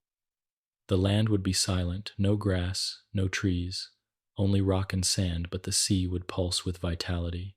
Waves would carry the glint of movement, shadows darting beneath the surface. The air would smell, faintly of salt and minerals, the light golden and warm. Every moment would carry the quiet hum of transformation, the promise of future forms waiting to emerge. The Cambrian awakening was not merely an explosion of life, but a deep expression of potential, a realization of everything that the Earth had been preparing for since its fiery birth. From chemistry came structure, from structure came motion, and from motion came awareness. The planet, once silent and barren, now hummed with energy. The oceans had become both cradle and classroom, teaching life how to grow, how to sense, how to endure. This new chapter was only the beginning. The creatures of the Cambrian would give rise to those of the Ordovician and Silurian, to the first fish, the first forests, and eventually to the long journey onto land. But for now, the seas were enough vast, living, and luminous under a sky of perfect blue. The earth had awakened fully, and its dreams had taken shape in the endless motion of life. 11. The rise of plants and the greening of the land. For hundreds of millions of years, the earth's story had been written in the language of water. Life began there, thrived there, and filled the oceans with movement and color. But the continents, bare and silent, still waited vast stretches of rock and sand, shaped by wind and rain, untouched by life. The only traces of green were the faint films of algae that clung to moist shorelines, fragile and temporary. Yet change, as always, was patient and inevitable. The same forces that had once drawn the first cells from chemistry would, in time, draw the first plants from the sea. The land was ready to awaken. The journey from ocean to continent began at the edges, those shallow tidal zones where water met stone. Here, ancient algae lived in thin sheets, spreading across wet rocks and mudflats, enduring cycles of flooding and drying. They were simple organisms, with no roots or stems, but they had something remarkable: resilience. Through adaptation, they learned to survive moments of drought by forming protective coatings and storing water within their cells. Each time the tide retreated, they lingered a little longer on dry ground. In those moments, evolution found its next experiment. Over time, some of these algae developed specialized structures that helped them withstand the harshness of the air. They thickened their outer layers to prevent evaporation and began forming spores capable of surviving long periods without moisture. Gradually, these pioneers took their first steps toward independence from the sea. By about 470 million years ago, the first true land plants had appeared: small, moss-like forms that grew low to the ground, in damp environments where they could still rely on water for reproduction. The sight of early Earth must have been strange. Along riverbanks and lake shores, delicate mats of green clung to the soil, spreading slowly, year by year. These primitive plants lacked roots or leaves. They absorbed water directly through their surfaces, drinking from dew and rain. In their simplicity, however, they began to change the face of the planet. Their presence stabilized the soil, reducing erosion caused by wind and rain. Their photosynthesis enriched the atmosphere with oxygen, while their decaying matter nourished the ground with organic material. The first thin film of life had begun to coat the continents, transforming barren stone into fertile earth. As time unfolded, new forms evolved to meet the challenges of life on land. Plants developed vascular systems, tiny channels within their bodies that could transport water and nutrients upward. This innovation freed them from dependence on constant moisture and allowed them to grow taller, reaching for sunlight with new efficiency. From these early vascular plants came stems and leaves, and eventually, roots that could burrow into the ground and draw nourishment from deeper layers of soil. The green world had found its foundation. By the late Silurian period, around 420 million years ago, the continents had begun to turn green. Fern-like plants rose above the mosses, their fronds unfurling into the open air. Small insects, newly evolved, began to wander among them, feeding on decaying matter and spreading spores. The first ecosystems on land were forming, simple but vibrant, filled with cycles of growth and decay that mirrored those of the sea. The air, once dry and harsh, grew more humid as plants released moisture through their leaves. The land began to breathe. The spread of plants did more than alter the landscape. It changed the atmosphere itself. Each leaf drew carbon dioxide from the air and released oxygen, gradually reshaping the planet's climate. The balance between air and life deepened, creating a feedback that cooled the earth and moderated weather patterns. With the land now capable of supporting vast amounts of vegetation, carbon began to be locked away in organic matter and buried over time. The stage was being set for future ages for forests, coal, and the long cycles of carbon that would sustain life for eons. In the stillness of these early green worlds, the first true forests began to form. Trees, or their ancient ancestors, developed woody stems strong enough to lift them high above the ground. Their roots bound the soil, their branches reached toward the light, and their fallen leaves created layers of humus that enriched the earth below. Rivers wound through these new landscapes, carrying minerals to the sea and connecting the ecosystems of land and ocean in a continuous cycle. It is difficult to imagine the sound of this new world. The air would have been filled with the whisper of wind through fronds and the patter of rain on broad leaves. Mist would have hung over the valleys, rising from moist ground in the morning and falling again at dusk. Insects, simple but numerous, would have buzzed among the ferns, and mosses, their movements pollinating some plants and spreading life further. The planet was beginning to hum with an entirely new kind of rhythm, one that pulsed not through tides, but through the silent exchange between sunlight and leaf. The arrival of plants did more than transform the surface of the earth. It also altered the course of evolution for everything that followed. The creation of soil, the regulation of the atmosphere, and the development of new habitats opened opportunities for animals to follow. Just as life had once spread from deep water to shallow, it now spread from the sea onto the land, guided by the green trail that plants had laid before it. Small arthropods, the ancestors of insects and spiders, crept from tidal pools to feed on decaying vegetation, finding shelter among the roots. In time, other creatures would follow, each step marking a new expansion of life's domain. Plants provided oxygen and food. Animals, in turn, contributed to pollination and the recycling of nutrients. This harmony would become one of the defining patterns of Earth's biosphere, a balance of giving and receiving that would sustain both sides for hundreds of millions of years. As plants grew larger and more diverse, their roots dug deeper, breaking down rock and accelerating the formation of soil. Rivers carried this material across the continents, nourishing distant lands. The carbon they absorbed from the atmosphere was buried within their remains, cooling the planet and contributing to the long, slow rhythms of climate that would come to define geological time. Every forest, every leaf, every fallen branch played a part in this global symphony of change. To stand on the shore of an early Devonian landscape would have been to witness the first greening of the world. Rolling hills, once barren, now shimmered with vegetation. Ferns and early trees stood in clusters, their leaves catching the light of a softer Sunday. The air would have felt damp and cool, rich with the scent of growing things. Streams wound through the valleys, their banks lined with moss and reeds. The planet that had once been a world of stone had become a world of life. This transformation was more than biological, it was planetary. Plants reshaped not only the surface but the very cycles of the earth.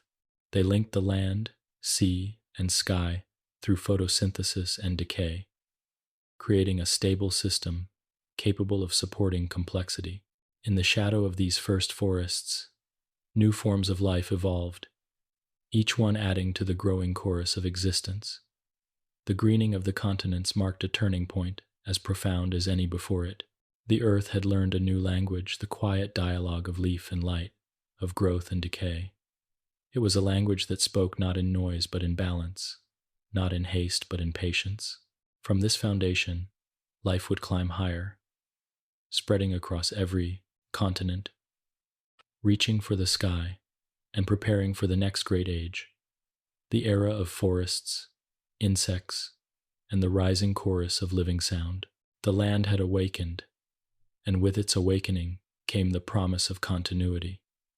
The cycle of seasons, the rhythm of rain, and the endless renewal of green would become the pulse of the planet. What had begun as fragile algae on wet rock had become an unbroken expanse of life, wrapping the earth in color and breath. The blue planet had turned green, and the world was forever changed. 12. The age of forests and giant insects. The world was green now. Where once the continents had been silent expanses of stone, they had become vast living landscapes, veiled in moss, ferns, and towering trees. Rivers shimmered under canopies of leaves, and the air, once thin and harsh, grew heavy with moisture and the scent of growing things. It was the late Devonian and Carboniferous periods, an age when the earth itself seemed to breathe with life, when forests spread across continents and reshaped the very chemistry of the planet. The sound of the wind through these early trees was the first true music of the land. Forests were still new then, their growth an experiment that would forever alter the balance between land, air, and water. The first great trees, the ancestors of modern ferns and club mosses, were unlike the trees we know now.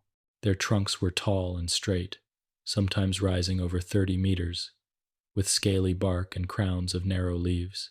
Beneath them, smaller plants filled the undergrowth horsetails and seed ferns that grew in dense, humid thickets. The world's climate was warm and wet, and swamps stretched across much of the equatorial regions. These ancient forests formed the first complex terrestrial ecosystems, teeming with new forms of life. Within the shade of these forests, the ground was thick with fallen branches, decomposing leaves, and the dark, rich smell of decay. Fungi and bacteria worked silently, breaking down organic matter and recycling it into the soil. For the first time, the land had its own cycle of renewal, a system of growth, death, and rebirth that mirrored the ocean's balance. Each fallen tree nourished the next generation, creating an unbroken chain of life. The air was heavy with oxygen, richer than at any other time in Earth's history. This abundance, produced by the vast forests, allowed life to grow in extraordinary ways.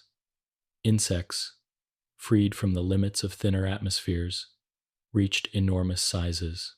Dragonflies the size of hawks glided between the trees, their delicate wings shimmering in the filtered sunlight. Millipedes, as long as a human, moved slowly across the forest floor, their bodies glistening with moisture.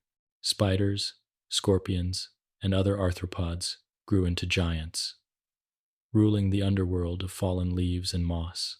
The forests hummed with their movements, the air filled with the sound of wings and the whisper of chitin against bark.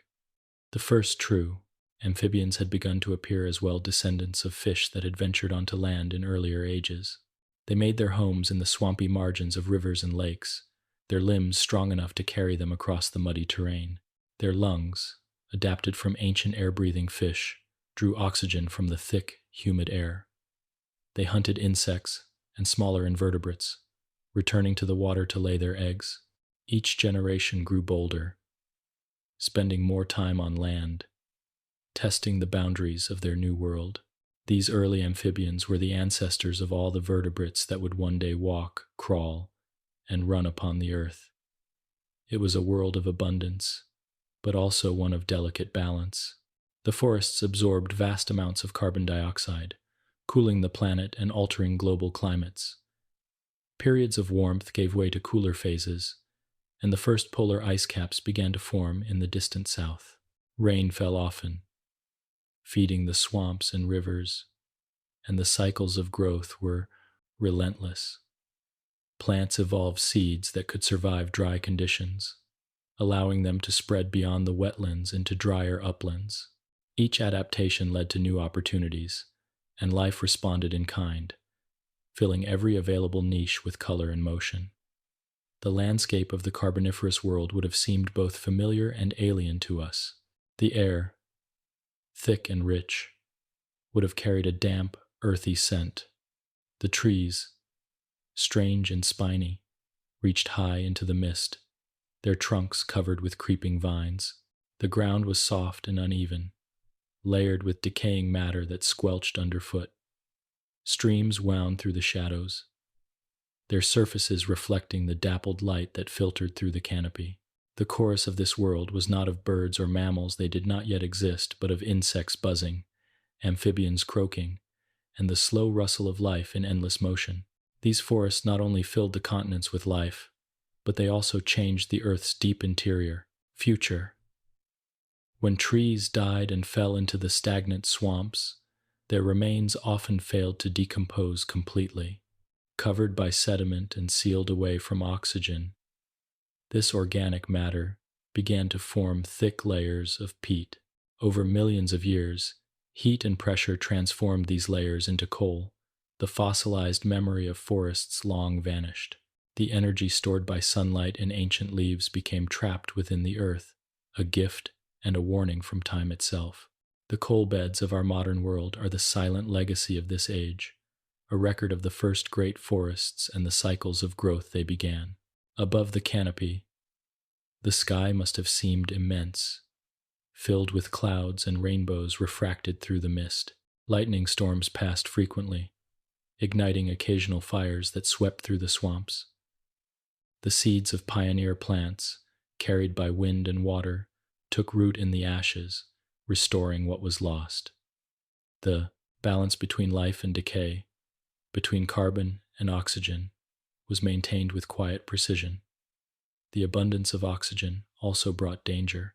Fire, once rare, became more common, feeding on the dense vegetation and high oxygen content of the air.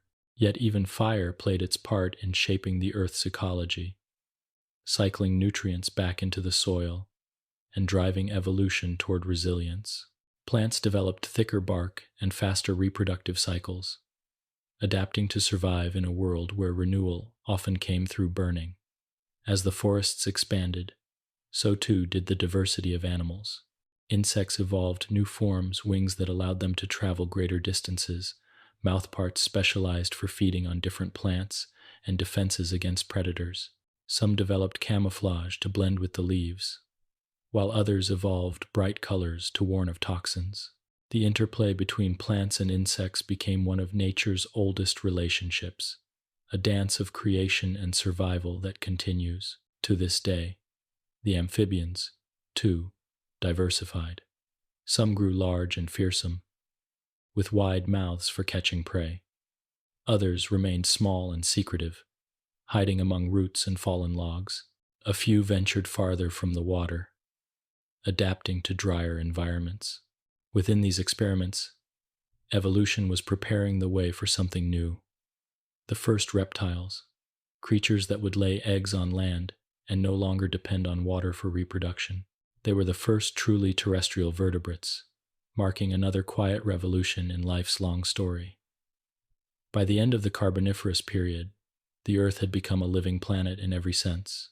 The land, the sea, and the air were linked in a web of exchange. Carbon cycled through the forests and back into the atmosphere. Oxygen sustained both the smallest insect and the largest amphibian.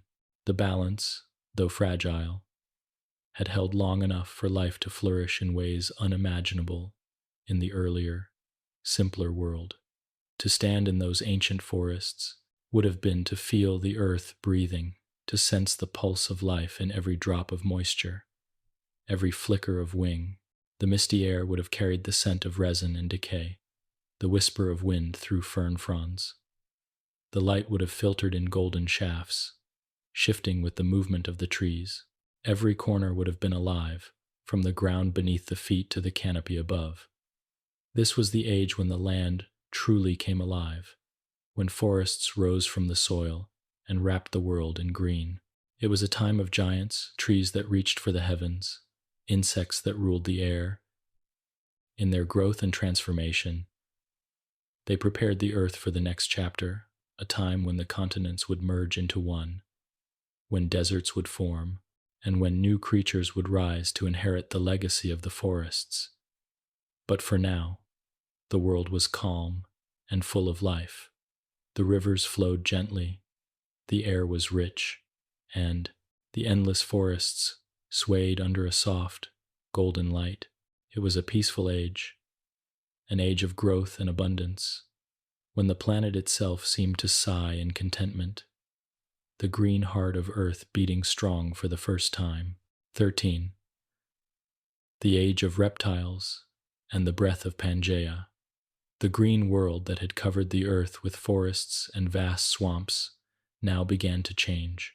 The continents, once scattered and separated by wide seas, slowly drifted toward one another, drawn by the deep movements of the planet's mantle. Over millions of years, their collision gave rise to a single, colossal landmass, Pangaea. It stretched from pole to pole, a world continent so vast that much of its interior lay far from the tempering influence of the oceans. The earth, once humid and lush, now entered a new age, one of dryness, deserts, and adaptation. The great forests of the Carboniferous began to recede as the climate grew drier. Rivers shrank, swamps evaporated, and the once steaming jungles gave way to open plains and arid plateaus. Yet in the face of this change, life did not falter. It evolved. From the amphibians that had once dominated the wetlands emerged new creatures, the reptiles. They were masters of adaptation, capable of surviving in places where their ancestors could not.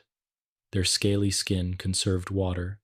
Their eggs, enclosed in protective shells, could hatch on land. They no longer depended on the wet embrace of ponds or rivers. With these new traits, the reptiles claimed the dry world as their own. The first reptiles were small and cautious, creeping through the undergrowth, feeding on insects and small prey. But their potential was limitless. Their strong limbs and durable bodies allowed them to explore the continents, from the river valleys to the sun-scorched deserts. Some grew large, armored in thick plates or long rows of spines. Others became agile hunters, their bodies streamlined for pursuit, an era that would last for more than 200 million years and shape the course of all future life.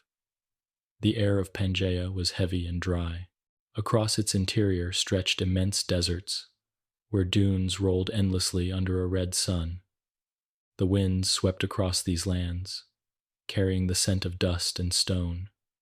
Yet even here, life persisted. Hardy plants evolved thick leaves and deep roots, able to endure drought. Reptiles adapted to the heat, their cold-blooded metabolisms allowing them to thrive under the shifting temperatures of day and night. When the sun burned too fiercely, they retreated into the shade of rocks or burrowed into the cooling sand. Farther north and south, where rain still fell and rivers carved their paths, the forests endured. Conifers and cycads began to replace the giant ferns and club mosses of the past. Their seeds, encased and resilient, could travel farther on the wind and survive dry conditions. Land, forming the first coniferous woodlands, silent forests of needle-like leaves and resinous scent. These new plants became the foundation of ecosystems suited to the age of reptiles. The seas, though diminished along Pangaea's edges, still teemed with life. Coral reefs grew in the warm shallows, and fish evolved new forms and strategies. Some developed powerful jaws and armor, while others grew sleek and swift. The ancestors of modern sharks patrolled the waters, ancient and efficient. In the deeper oceans, strange creatures drifted through the dim light ammonites with spiral shells, floating like paper lanterns in the dark. On land, the reptiles flourished. Some took to the water, becoming amphibious hunters that lurked in swamps and river deltas. Others remained on the plains, their legs now fully upright beneath their bodies, allowing them to move with strength and speed. One lineage, small at first, began to walk more nimbly and stand taller, the earliest. Archosaurs, the ancestors of crocodiles, pterosaurs, and dinosaurs. They were the heralds of a new dynasty. The climate of Pangaea was harsh, but dynamic.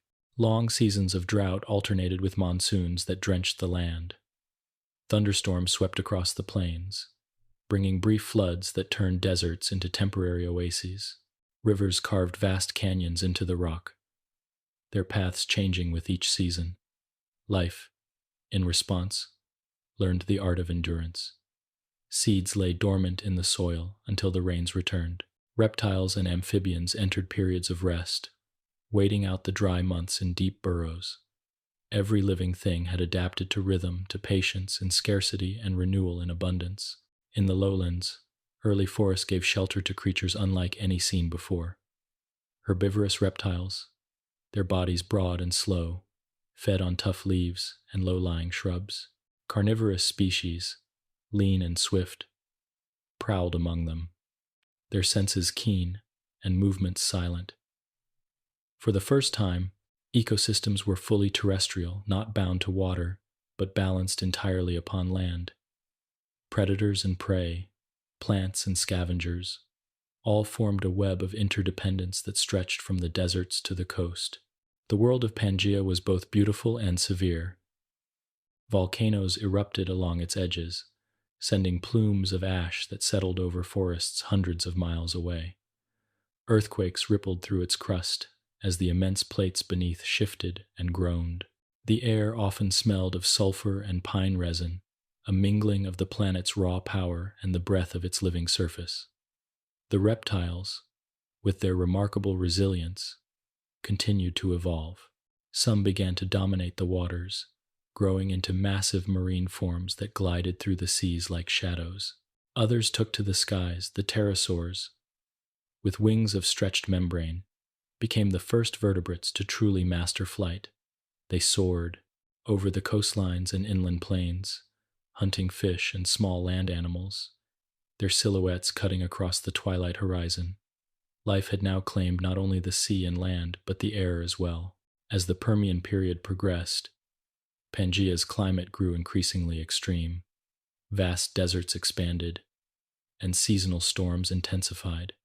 Yet this pressure only drove evolution forward. Early synapsids, reptile-like creatures that would one day give rise to mammals, shared the land with their reptilian cousins. They developed new ways of regulating body temperature, new teeth for chewing plant matter, and a more active metabolism. In their small, warm-blooded frames lay the faint promise of another distant future, one that would emerge only after unimaginable change. But for now, Pangaea was the realm of the reptiles. From the coasts to the deserts, from river valleys to mountain slopes, they ruled unchallenged. The rhythm of their lives echoed the rhythm of the land, slow, patient, and enduring. Their eggs rested in the sun, their bodies absorbed heat from the day, and their movements matched the stillness of the air. The earth had entered an age of breath and stillness, of adaptation and dominion. And yet, deep within the planet, change was brewing.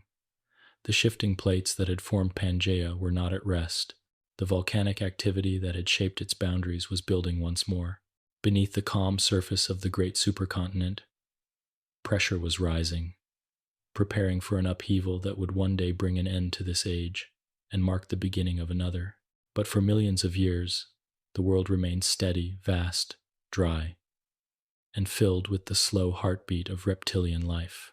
To imagine Pangaea is to see a world both ancient and familiar, a land where deserts meet forests, where the wind whispers across endless plains, and where life endures in the face of challenge. The earth, once divided and scattered, had gathered into one body, breathing as a single continent beneath the endless sky. It was a time of unity and of stillness before the storm, the calm expanse of a living planet holding its breath, waiting for the next great turning of time. 14. Extinction and renewal. The great dying. The age of reptiles, which had filled the lands and seas with a slow, steady rhythm of life, approached its first great reckoning. The supercontinent of Pangaea stretched across much of the globe, a vast expanse of deserts, forests, and inland seas. Its size made it mighty, yet also fragile. The deep forces that had built it, the slow movement of the Earth's plates, and the fire that simmered beneath its crust were stirring once again. Deep fissures opened across the land, releasing volcanic gases into the atmosphere and reshaping the very climate of the planet. It was a quiet beginning to what would become the most devastating event in Earth's history, a near total reset of life itself. At first, the changes were subtle. The air grew thicker with ash and dust. The light of the sun dimmed behind a haze of volcanic fumes. Rainfall patterns shifted, and the once fertile lowlands began to dry. Across the southern hemisphere, enormous volcanic eruptions, known today as the Siberian Traps, unleashed torrents of lava that stretched for hundreds of miles. These eruptions did not last days or weeks but continued for hundreds of thousands of years, releasing carbon dioxide and sulfur dioxide in quantities unimaginable. The air became heavy with greenhouse gases, trapping heat near the planet's surface while simultaneously cooling it in bursts as sunlight struggled to penetrate the volcanic haze. The balance of Earth's delicate systems began to falter. Oceans absorbed much of the carbon dioxide, becoming more acidic and losing their ability to sustain life. The oxygen levels in the water fell sharply, and entire marine ecosystems began to collapse. Coral reefs, which had thrived in the shallow seas, turned pale and crumbled. Trilobites, which had survived for hundreds of millions of years through countless ages, vanished forever. The once vibrant ocean floors grew still and silent, covered with the remains of creatures that could no longer breathe. On land, the great forests of the Carboniferous and Permian ages withered under the changing climate. Acid rain fell from the skies, scorching leaves and leaching nutrients from the soil. Rivers dried up, and vast deserts expanded across the interior of Pangaea. Reptiles and amphibians, once abundant, found their habitats shrinking. Food grew scarce. Those that could burrow or endure long droughts clung to survival, while others faded away into the slow oblivion of extinction. This great crisis unfolded over millions of years, slow in the scale of geology, but catastrophic for the living world. By the time it reached its peak, more than 90% of all marine species and 70% of land species had vanished. It was as if the Earth itself had drawn a deep, painful breath, exhaled the past, and paused before beginning again. Scientists would later call it the Permian-Triassic extinction. But to the planet, it was simply a turning of the cycle, the great dying. Yet even in such desolation, life persisted. Deep in the oceans, near hydrothermal vents, microbial communities continued to thrive, feeding on the chemicals rising from the planet's crust. On land, small, hardy reptiles endured the heat and drought, their simple forms carrying the potential for new lineages. The seeds of renewal were already in place, hidden beneath the ashes of catastrophe. The Earth, though wounded, was not lifeless. Its resilience was built into its very nature. As the eruptions slowly waned, the atmosphere began to clear.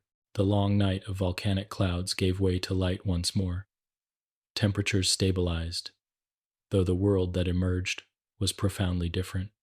The great supercontinent remained, but its ecosystems were barren, waiting to be reborn. From the few surviving species, evolution began to weave new threads into the fabric of existence. The reptiles that had endured the great dying found themselves in a world of opportunity. With their competitors gone, they spread quickly across the continents, adapting to every available environment. Some grew large, reclaiming the role of dominant herbivores and predators. Others remained small and agile, darting through the underbrush. This new age of reptiles would give rise to creatures unlike any seen before the first true dinosaurs, whose forms would define an entire era. The oceans, too, came alive again. New species of fish evolved to fill the empty niches left behind.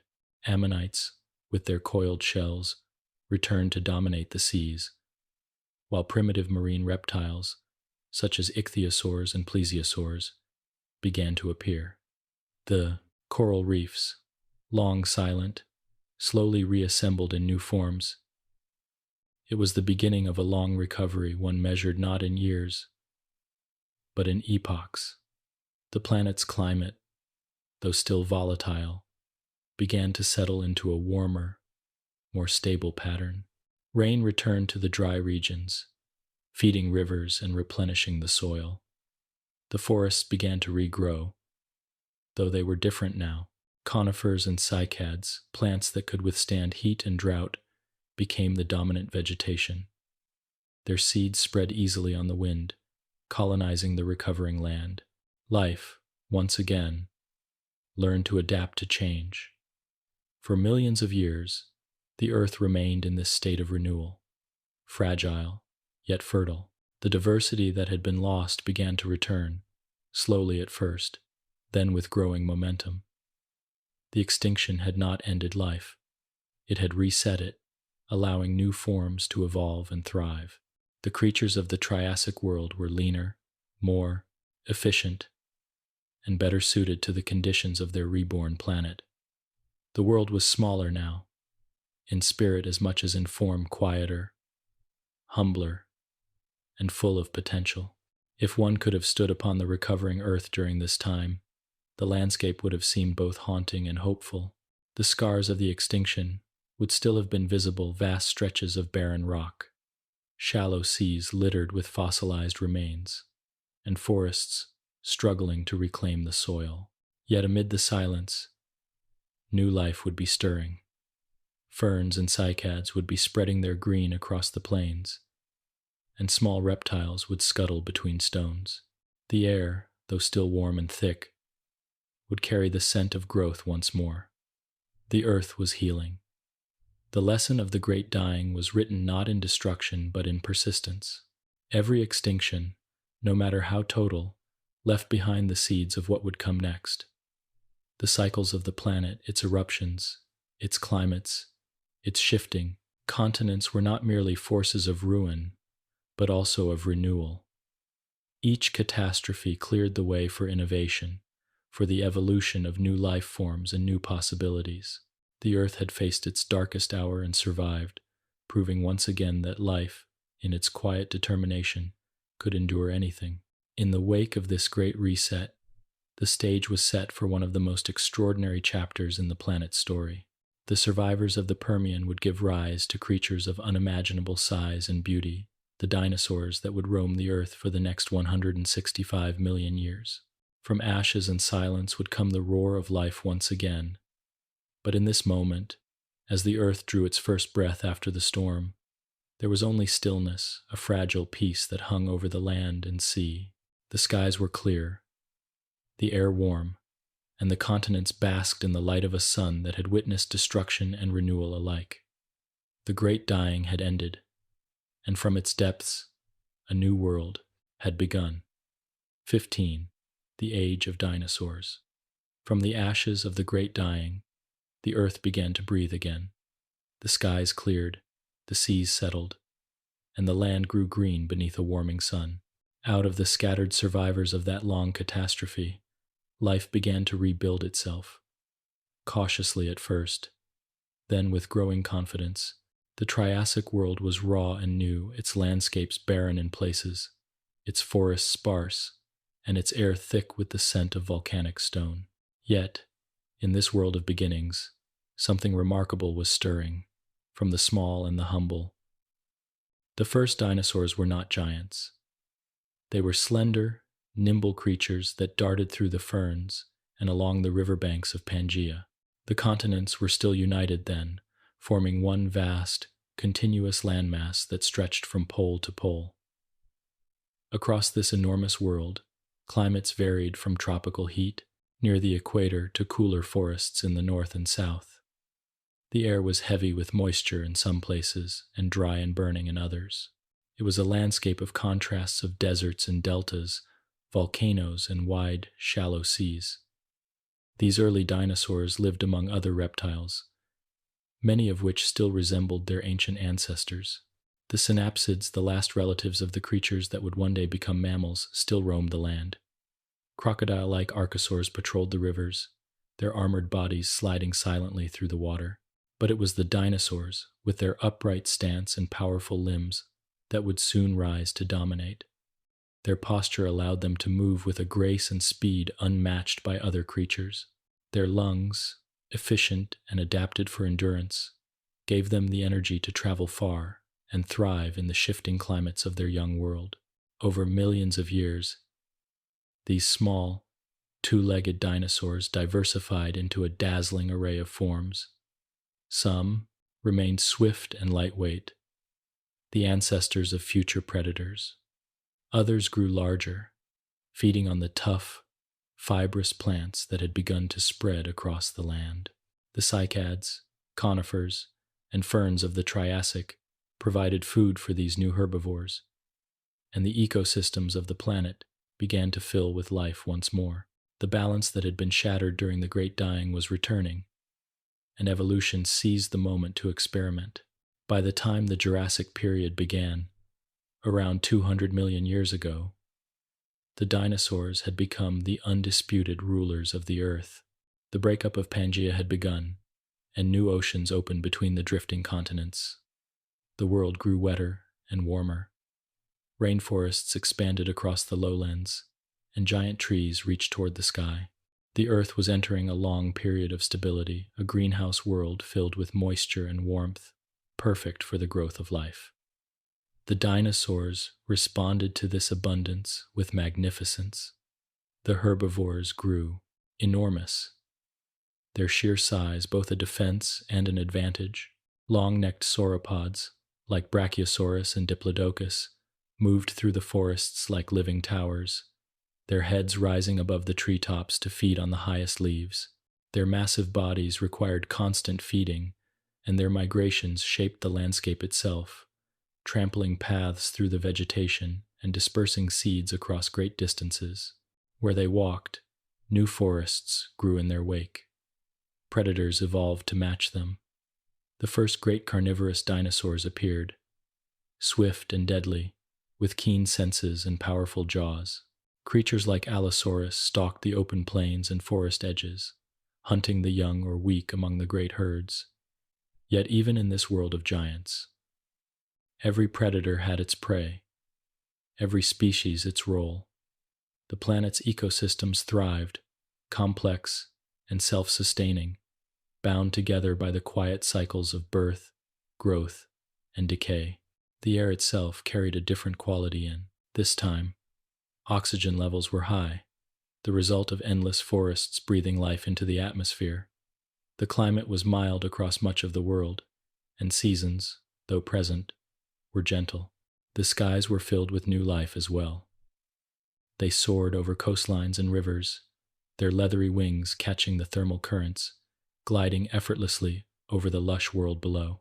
Their cries echoed across the valleys, the first voices of vertebrate flight. The oceans of the Mesozoic were warm and clear, filled with ammonites, fish, and marine reptiles of astonishing size. Ichthyosaurs, shaped like dolphins, sliced through the water in pursuit of prey.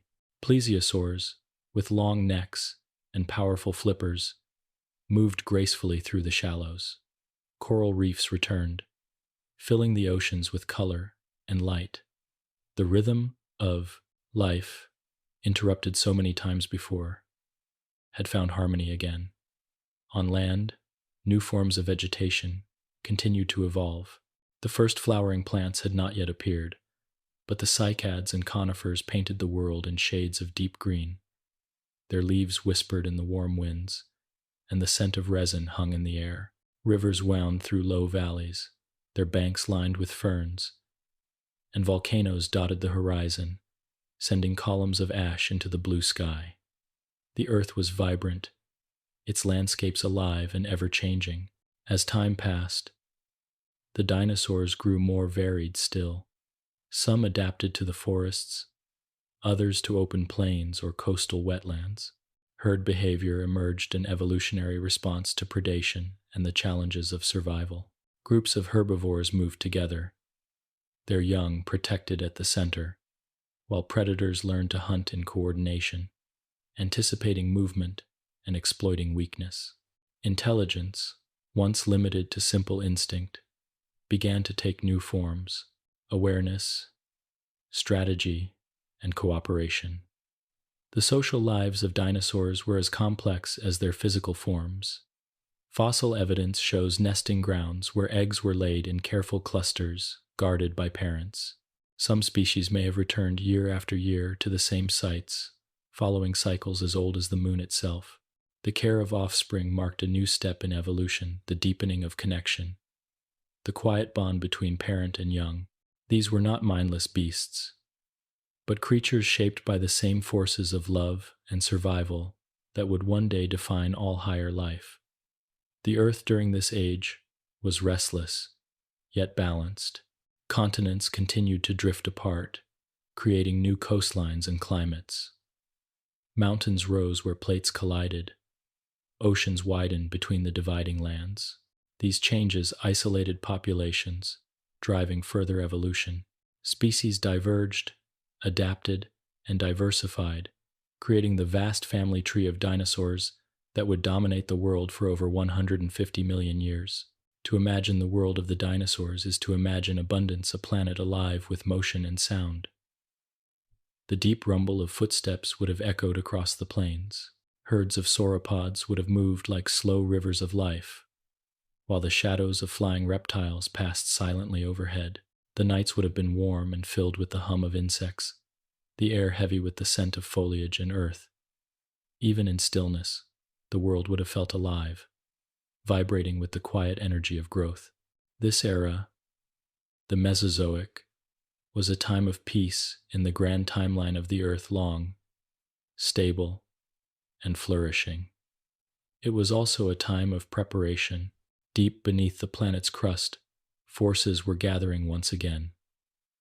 Volcanoes erupted along new ocean ridges, and the air slowly filled with greenhouse gases once more.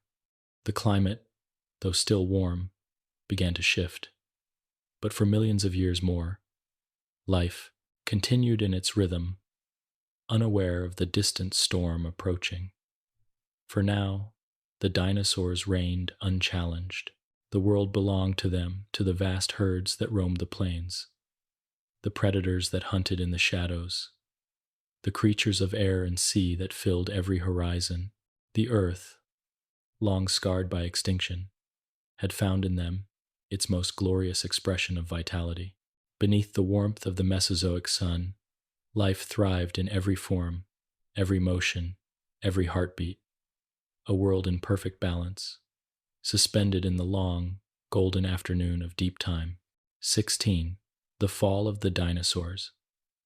They had walked through steaming jungles and across dry deserts, had filled the air with the sound of their footsteps and the tremor of their calls. They were creatures of every size and shape, some gentle and vast, feeding on leaves from the tops of trees, others fierce and swift, hunting beneath the dappled light of ferns and cycads. They had watched the continents drift apart and the seas rise and fall. They had seen forests flourish and fade. To them, it must have seemed that the world would never change. But deep within the earth and far beyond it, in the cold reaches of space, a new chapter of history was waiting, one that would bring the long reign of the dinosaurs to its quiet, final dusk. The Cretaceous period, the last age of the dinosaurs, was a world both familiar and strange. By now, the great supercontinent Pangaea had split into pieces that began to resemble our modern continents. Warm, shallow seas divided the landmasses, and the climate was mild and lush. Forests of flowering plants, the angiosperms, had appeared, filling the air with new fragrances and color. Insects evolved alongside them, carrying pollen from blossom to blossom, weaving the first true partnership between plant and pollinator. Birds, the living descendants of small feathered dinosaurs, took flight through this fragrant world, while mammals, still small and secretive, crept quietly through the undergrowth, waiting for their time to come. Across this green and fertile earth, dinosaurs of astonishing variety thrived. Herbivores like Triceratops and Ankylosaurus roamed the plains, their bodies armored against predators. Hadrosaurs, with their crested skulls, gathered in herds that moved like living rivers through the fern-filled valleys. In the forests, smaller species darted between trunks and streams, feeding on the tender shoots of flowering plants. Above them, the skies were ruled by pterosaurs, whose wings cast fleeting shadows across the ground as they glided between the clouds. And then there were the great predators, the kings of their world. Tyrannosaurus rex, with its immense jaws and eyes that could see for miles, stalked the plains of what would one day be North America. Giganotosaurus hunted in the south, and Spinosaurus, with its tall sail and crocodilian snout, dominated the waterways of ancient Africa. These hunters were not mindless beasts, but patient and efficient. They lived in balance with their prey, each species tied to the rhythms of the land and sky. The earth was warm, its seas teeming with life, and the continents were alive with forests and movement. The long age of dinosaurs seemed endless, a golden era of stability. But the planet, as always, carried within it the seeds of change. Beneath the crust, volcanic activity was increasing. Great eruptions in what is now India, the Deccan Traps, began to pour vast quantities of lava and gas into the atmosphere. Seasons grew unpredictable, alternating between sweltering heat and sudden cold. Yet life endured, as it always had. And then, one day, the sky itself fell. Far out in the solar system, a piece of rock, a fragment left over from the creation of worlds, had been traveling through the void for eons. Its path, silent and indifferent, intersected with Earth's orbit. It was small by cosmic standards, no larger than a mountain, but it carried unimaginable energy. When it struck the Earth, near what is now the Yucatan Peninsula, it did so with the force of billions of atomic bombs. The impact unleashed a blast of heat that lit the sky brighter than the sun. Shock waves circled the globe, flattening forests and boiling seas. The ground itself rippled like water. In the moments that followed, the world changed forever. The asteroid's impact created a crater over 100 miles wide and sent vaporized rock and dust into the atmosphere. Firestorms swept across the continents, igniting everything that could burn. The air filled with soot and smoke, and darkness began to fall. The day became night, and the warmth of the sun disappeared behind a curtain of debris that would last for years. The earth, once vibrant and green, grew cold and silent. For the dinosaurs, the change was swift and merciless. The plants they fed upon withered in the darkness. Without sunlight, photosynthesis stopped, and the food chains that sustained every living creature began to collapse. The herbivores starved first, their vast bodies falling one by one upon the barren ground. The predators that relied on them followed soon after. In the span of a geological heartbeat, 3/4 of all species on Earth were gone. The air, once filled with the calls of birds and the distant roars of predators, became still. Forests turned to ash, and rain, heavy with acid, fell from the darkened sky. The earth entered a long winter, its warmth stolen by the dust that encircled it. For years, perhaps decades, the planet remained cold and gray, the remnants of life clinging to the edges of survival. Yet even in the depths of this darkness, not everything perished. Some small creatures endured. Birds, the winged descendants of feathered dinosaurs, found refuge in the trees that remained. Mammals, which had lived in the shadows for millions of years, survived by burrowing, by scavenging, by adapting to scarcity. Crocodiles and turtles hid in rivers and lakes, their slow metabolisms allowing them to wait out the long famine. Deep in the oceans, life persisted around volcanic vents, feeding not on sunlight but on the warmth and chemicals of the Earth's interior. The Great Extinction had claimed most of what lived, but not all. Life, stubborn and patient, had survived once again. When at last the skies cleared and sunlight returned, the world that emerged was unrecognizable. The dinosaurs were gone, leaving behind only their descendants in the form of birds. The vast forests had burned away, replaced by scrub and ferns. The seas were murky and quiet, yet in this emptiness lay possibility. The earth was wounded but alive, and from its silence, new voices began to rise. The small mammals that had once lived in fear of the giants now found a world open to them. Without the shadow of towering reptiles, they began to multiply, exploring every niche the dinosaurs had left behind. Some grew larger, some more agile, some more intelligent. The seeds of the next great era, the age of mammals, had been planted in the ashes of the old world. It is easy, from the distance of millions of years, to see the fall of the dinosaurs as an ending. But in the vast cycles of the Earth, endings and beginnings are never separate things. The asteroid's impact, the fires, the cold, and the silence were not the death of the planet, but its renewal. The Earth has always been a place of transformation, of destruction and rebirth woven into one. The dinosaurs had ruled in majesty and grace, and their passing made way for the next chapter, a chapter that would eventually lead to the rise of beings who would look back and tell their story. If one could stand in the forests that regrew after that long winter, the air would smell fresh and strange. Young plants, unfamiliar and new, would reach toward the light. Small mammals would scurry among their roots, while birds, the last echoes of the dinosaurs, would sing from the branches. The sun would shine again upon rivers and mountains, and the earth would breathe once more. The fall of the dinosaurs was not the end of life, but the turning of a page. The great lizards had ruled their time, and the memory of their world remained written in the stones, a testament to nature's power, beauty, and impermanence. In the soft, enduring silence that followed their passing, the planet rested, gathering strength for the next unfolding of its story, the dawn of the creatures that would inherit their world, and one day wonder at the stars. 17. The age of mammals and the return of warmth. The fire had burned out. The darkness that had cloaked the earth after the great impact began to thin, and the long night slowly lifted.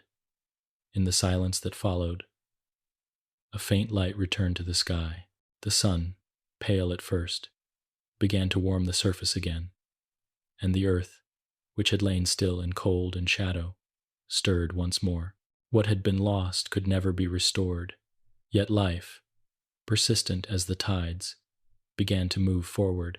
From the ashes of the dinosaurs' world came a quieter, humbler age, an age that would belong not to giants, but to survivors. In the beginning, the land was bare in many places.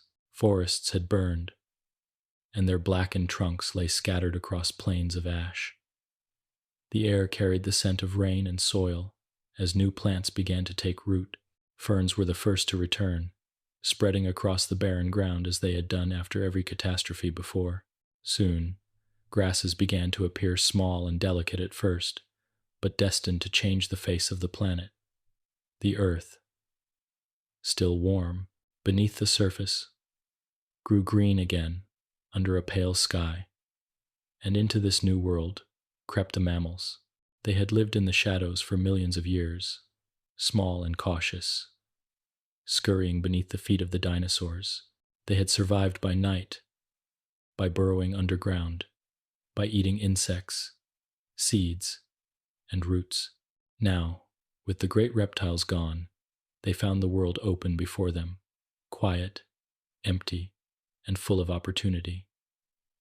The mammals emerged timidly at first, their movements careful, their senses alert, but in time, they would grow bold. At first, they were still small creatures no larger than cats or dogs. Some fed on insects, others on the tender shoots of plants. Their warm-blooded bodies allowed them to thrive in the cool nights that followed the Earth's long winter. They nursed their young, cared for them, and passed on knowledge through behavior and instinct. It was a slow, deliberate beginning, not a sudden explosion, but a steady unfolding.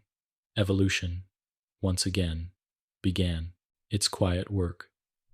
Over millions of years, these small mammals diversified. Others remained on the ground, running swiftly through the grasslands that were beginning to spread. Some even ventured into the water, their limbs transforming into fins, their bodies streamlining for a life in the sea. The world was once again a mosaic of habitats, forests, plains, mountains, and shores, and each provided a new path for life to follow. The climate, after centuries of instability, grew warmer and more predictable. Rain fell regularly, feeding rivers and lakes. Vast tropical forests covered much of the planet. Flowers bloomed in endless colors, and bees and butterflies danced between them, carrying pollen from one bright petal to another. The partnership between plant and pollinator, begun in the late age of the dinosaurs, now flourished into a symphony of form and color. The air was sweet with the scent of blossoms, and the land pulsed with quiet abundance. In this world of renewal, mammals found endless ways to adapt. Some evolved into large herbivores, feeding on the new grasses and flowering plants. Others became predators, swift and cunning, their senses sharpened by the demands of the hunt. The age of reptiles had been one of size and strength, but the age of mammals became one of agility, endurance, and intelligence. Warm blood, keen hearing, and nurturing care gave them an advantage in the changing world. Each generation carried forward the memory of survival, the quiet instinct to endure. As time passed, the continents continued their slow drift.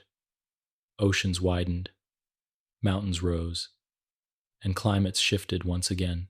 The land masses that had once formed Pangaea were now familiar in shape, though still arranged differently from today. In the northern hemisphere, the great forests stretched across what would one day be Europe, Asia, and North America. In the south, the remnants of the ancient supercontinent Gondwana gave rise to new lands: South America, Africa, Australia, and Antarctica.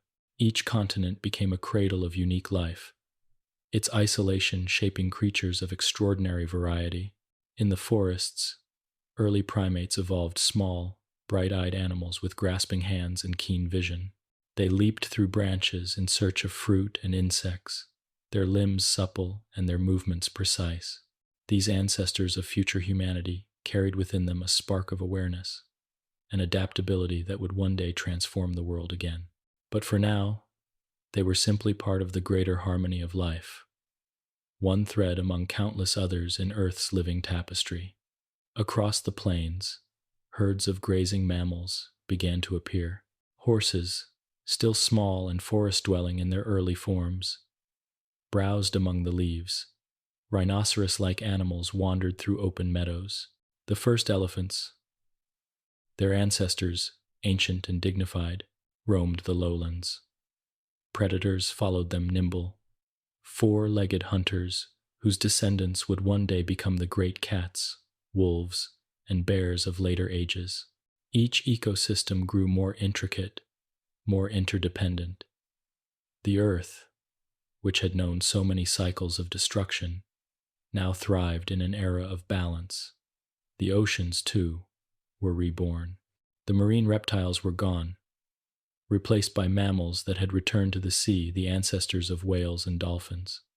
They glided through the warm waters, their songs echoing across the depths. Coral reefs flourished again, glowing with color, while new fish species filled the tropical seas. For tens of millions of years, this harmony persisted. Life flourished, evolved, and spread into every corner of the planet.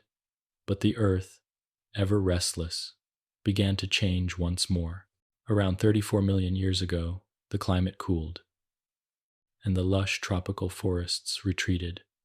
Grasslands expanded, covering vast areas that had once been dense jungle. This new landscape favored creatures that could run far and fast, herds of grazers and their predators. Evolution responded again, shaping long limbs and sharp eyes, speed and endurance. Through all of these changes, mammals continued to diversify, growing larger and more intelligent. Some evolved complex social behaviors, living in herds or packs, caring for one another in ways more intricate than any creatures before them. Communication grew richer through sound, movement, and expression. The bond between mother and offspring deepened, ensuring survival through cooperation and learning. In these quiet ages, the earth perfected the art of balance. The world no longer belonged to one kind of creature, but to many. Birds filled the skies, mammals roamed the land, and the legacy of all the ages before was carried forward in the pulse of every living thing. If one could walk through this world, it would feel both ancient and familiar. The air would be rich with the scent of wildflowers and soil. Herds would move across the horizon, their silhouettes shifting in the golden light of morning. Rivers would wind through valleys, their surfaces glinting beneath a soft blue sky. The earth would seem at peace, its long struggles hidden beneath layers of life and time. This was the age of mammals, not an age of dominance, but of balance. It was a world built upon patience, resilience, and quiet renewal. The great reptiles had fallen, and in their place had risen a lineage of warmth and care. Life had learned not only to endure, but to nurture, to find strength in cooperation, intelligence, and love. Yet even this age of peace was not the final chapter. In the branches of the forests and the plains of Africa, one group of primates was beginning to change. Their minds grew sharper, their hands more skillful. They began to walk upright, to use tools, to remember in them. The ancient spark that had carried life through every catastrophe began to burn brighter than ever before. The earth had prepared itself for this moment over billions of years through fire, ice, extinction, and renewal. The long chain of existence had brought forth creatures capable not only of survival, but of wonder. Soon, they would look at the stars and see in their light the reflection of their own ancient journey. But for now, the planet rested in calm and balance, its air filled with birdsong, its oceans shimmering beneath the sun. The age of mammals was in full bloom, and the story of life was ready to begin again. 18. The rise of humans.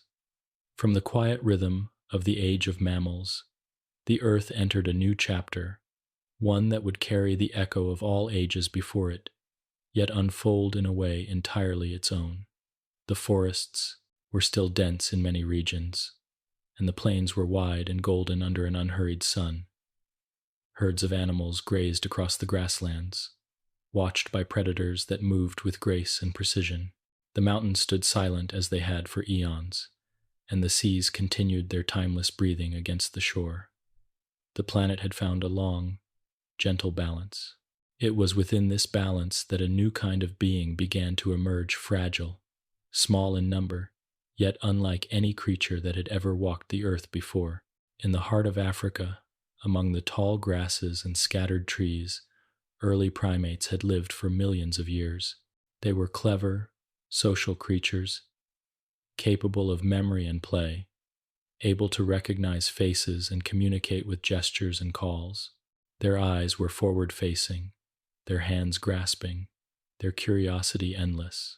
Some of these ancient apes began to spend more time on the ground than in the trees, learning to move upright, freeing their hands for other tasks.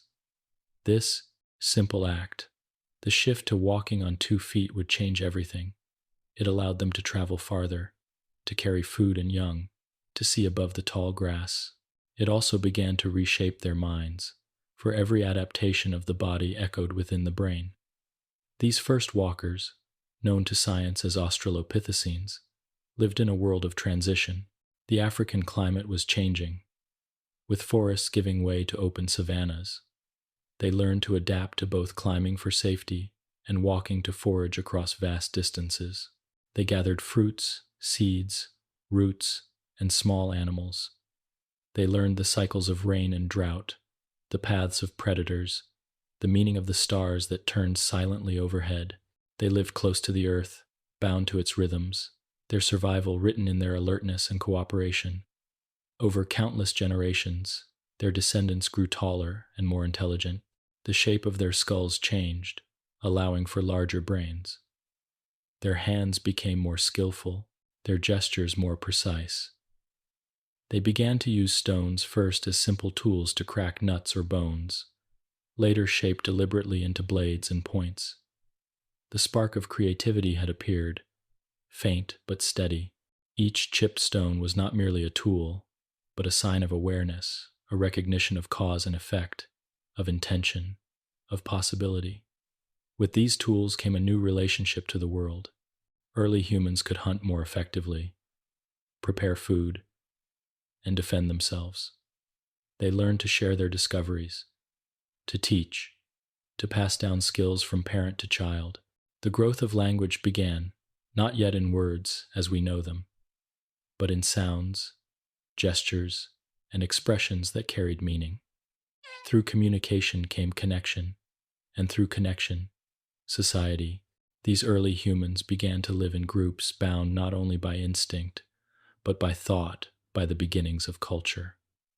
The earth, as always, responded to change with change.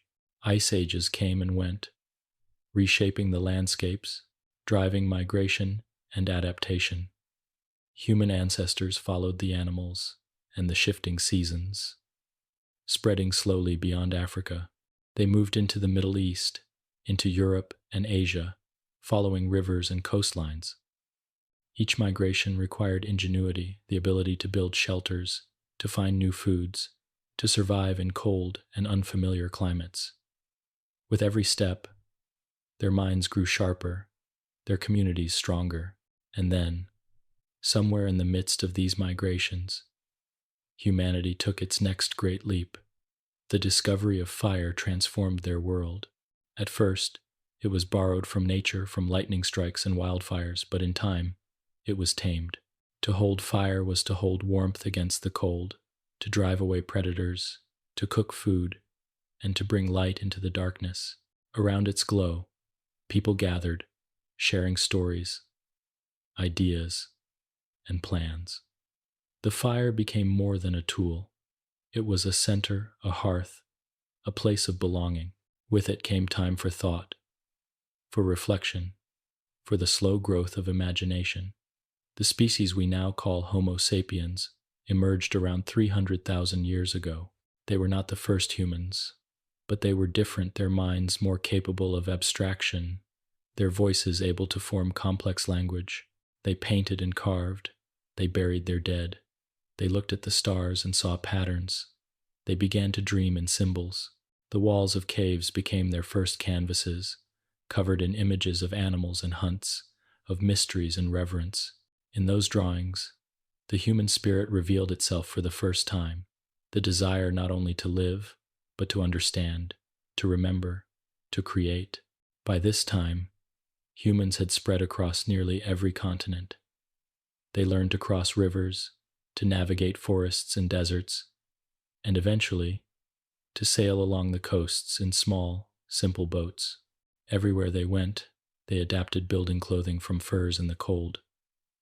Learning the plants and animals of each new world, they became a species of wanderers and settlers both, carrying with them not only tools and fire, but memory and imagination. The rhythm of life began to change once more. Around 12,000 years ago, as the last ice age came to an end, the climate warmed and the glaciers withdrew. The land grew fertile again, and the great herds that had roamed across the tundras retreated northward.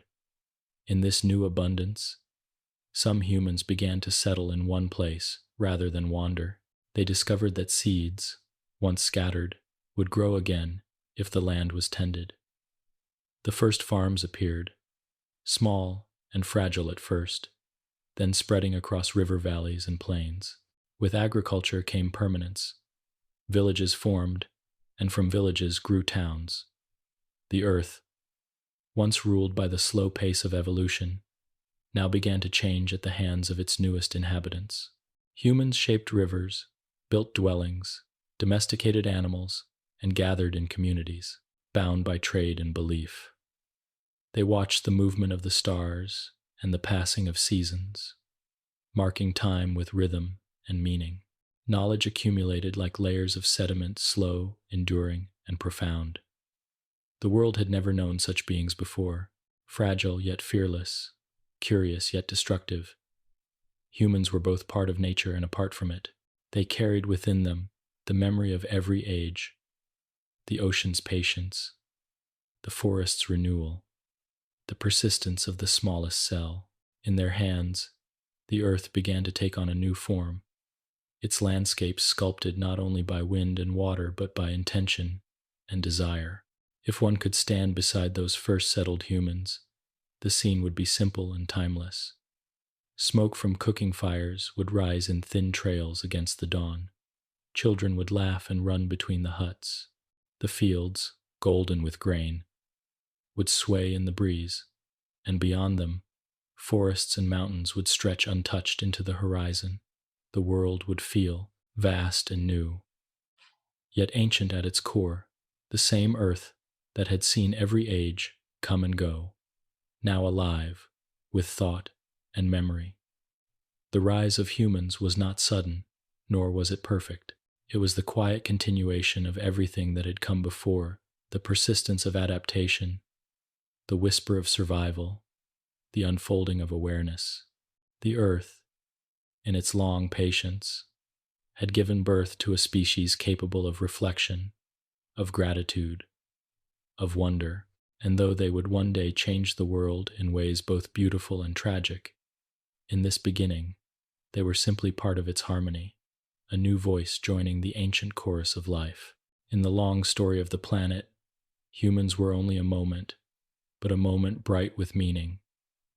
They looked upon the stars and saw their own reflection, fragile and fleeting, yet filled with purpose. The earth had dreamed of them in the rust of its oceans, in the heat of its volcanoes, in the cool depths of its ice, and now, at last, that dream had opened its eyes and begun to see. 19. The Holocene and the memory of the earth. When the last great sheets of ice finally retreated, the earth entered a time of gentle warmth and balance. Rivers ran clear again, forests stretched over the continents, and the winds softened.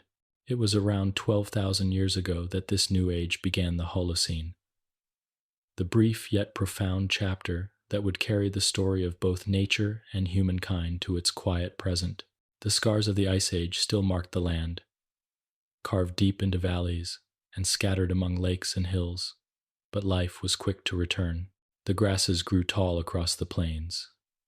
Animals filled the forests, and the air shimmered with birdsong.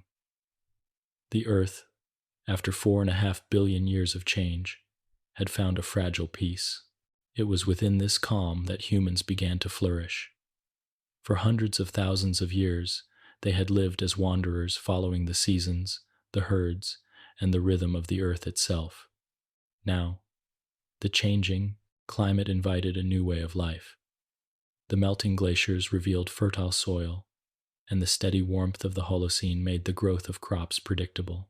Across river valleys and plains, people began to stay in one place. They planted seeds, raised animals, and built villages. The great experiment of civilization had begun. In Mesopotamia, between the Tigris and Euphrates rivers, farmers learned to dig canals to bring water to their crops, and the first cities began to rise from mud and stone. The sound of tools striking rock echoed through the valleys, and smoke from hearths rose into the morning air. People gathered in marketplaces to trade grain, cloth, and ideas. In this simple act of exchange, one hand offering, another receiving, the bonds of community deepened. Elsewhere, along the banks of the Nile, the Indus, and the Yellow River, similar worlds were forming. Humanity had entered the age of settlement. Villages grew into towns, towns into cities, and cities into civilizations. The patterns of the earth, the floods, the rains, the shifting of stars became guides for planting and harvest. From this awareness, calendars were born, and with them came the first sense of history. The people of the Holocene no longer lived only in the moment. They had begun to remember. In remembering, they also began to dream. The walls of their dwellings filled with paintings, their temples with carvings, their skies with stories. They looked at the heavens and saw meaning in the movement of the stars. The constellations became guides for travel and omens for the seasons. The rising and setting of the sun was measured and marked, not only as the passage of time but as the rhythm of existence itself. With each sunrise came work and hope, with each sunset, rest and reflection. As human societies grew, they spread across the continents, adapting once more to the varied landscapes of the earth. Some settled by the sea, building boats and learning the art of navigation. Others followed the great rivers or crossed mountains in search of new lands. Everywhere they went, they left their mark small at first, then more enduring. Stone walls traced the edges of fields, fires burned in long-forgotten hearths, and the first written symbols appeared on clay tablets and cave walls. The story of humanity, which had once been spoken only by word of mouth, now found its way into the permanence of record. The Holocene was an age of stability, but also of subtle transformation. The climate, for thousands of years, remained remarkably constant, warm enough to sustain crops, cool enough to temper storms. This equilibrium allowed human civilization to grow in complexity. Languages multiplied, art flourished, and the first philosophies emerged. People began to ask not only how to survive, but why they existed at all. The awareness that had begun around the fires of ancient camps now turned inward, seeking meaning in the patterns of life and the mysteries of the world. The animals that had shared the earth with humans also adapted to this new rhythm. Some were domesticated dogs, already companions for thousands of years, herded sheep across meadows, cattle pulled wooden plows through soft earth. Horses carried travelers across vast distances, others retreated into the wild places, their ranges shrinking as human populations expanded, yet still, balance endured. The forests, the rivers, the winds, and the rain continued their endless cycles. Humanity was part of the earth's breathing, its newest note in an old familiar song. Time passed quietly, measured not in moments but in generations. The Sumerians built cities of clay, the Egyptians carved monuments into stone, the Chinese charted the stars and seasons, the Maya built temples deep in the jungle, aligned with the movement of the sun. Empires came and went, but the earth remained patient, steady, indifferent, and nurturing all at once. The Holocene carried on through the millennia, and though humans learned to build, to write, and to dream, they remained bound to the same cycles that had governed all life before them. They watched the rains with hope and the droughts with fear. They thanked the earth for its abundance and told stories to explain its power. Every mountain, river, and tree became a symbol of something sacred, a connection between the seen and the unseen.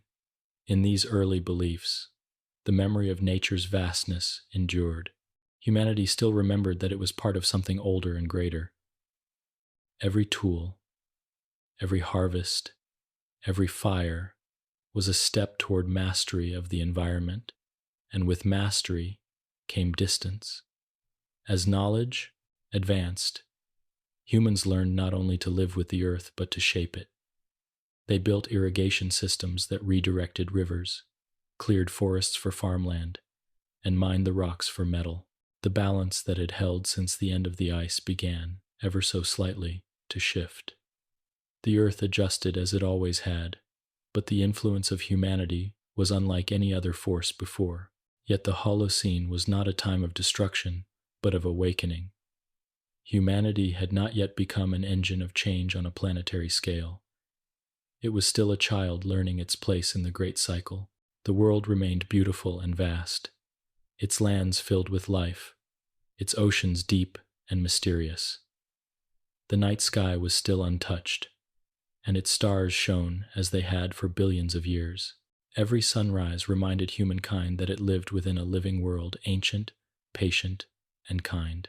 If one could stand in the midst of the Holocene, perhaps 10,000 years ago, the earth would seem both wild and peaceful, would move across the plains beneath a glowing dawn, their silhouettes soft against the mist. The air would smell of wet grass and distant rain. Smoke would rise from small villages, curling upward into a pale sky. Children would laugh by riverbanks, their reflections merging with the water's slow movement.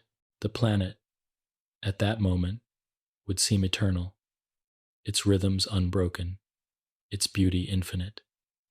In truth, it was only a pause, a calm between storms. But within that calm lay the greatest flowering of life the earth had ever known. The Holocene was a gift, a moment of balance in which both nature and humankind could thrive. It was the gentle breath before the age of change, the quiet interlude in which the planet's memory was written into soil, stone, and sky.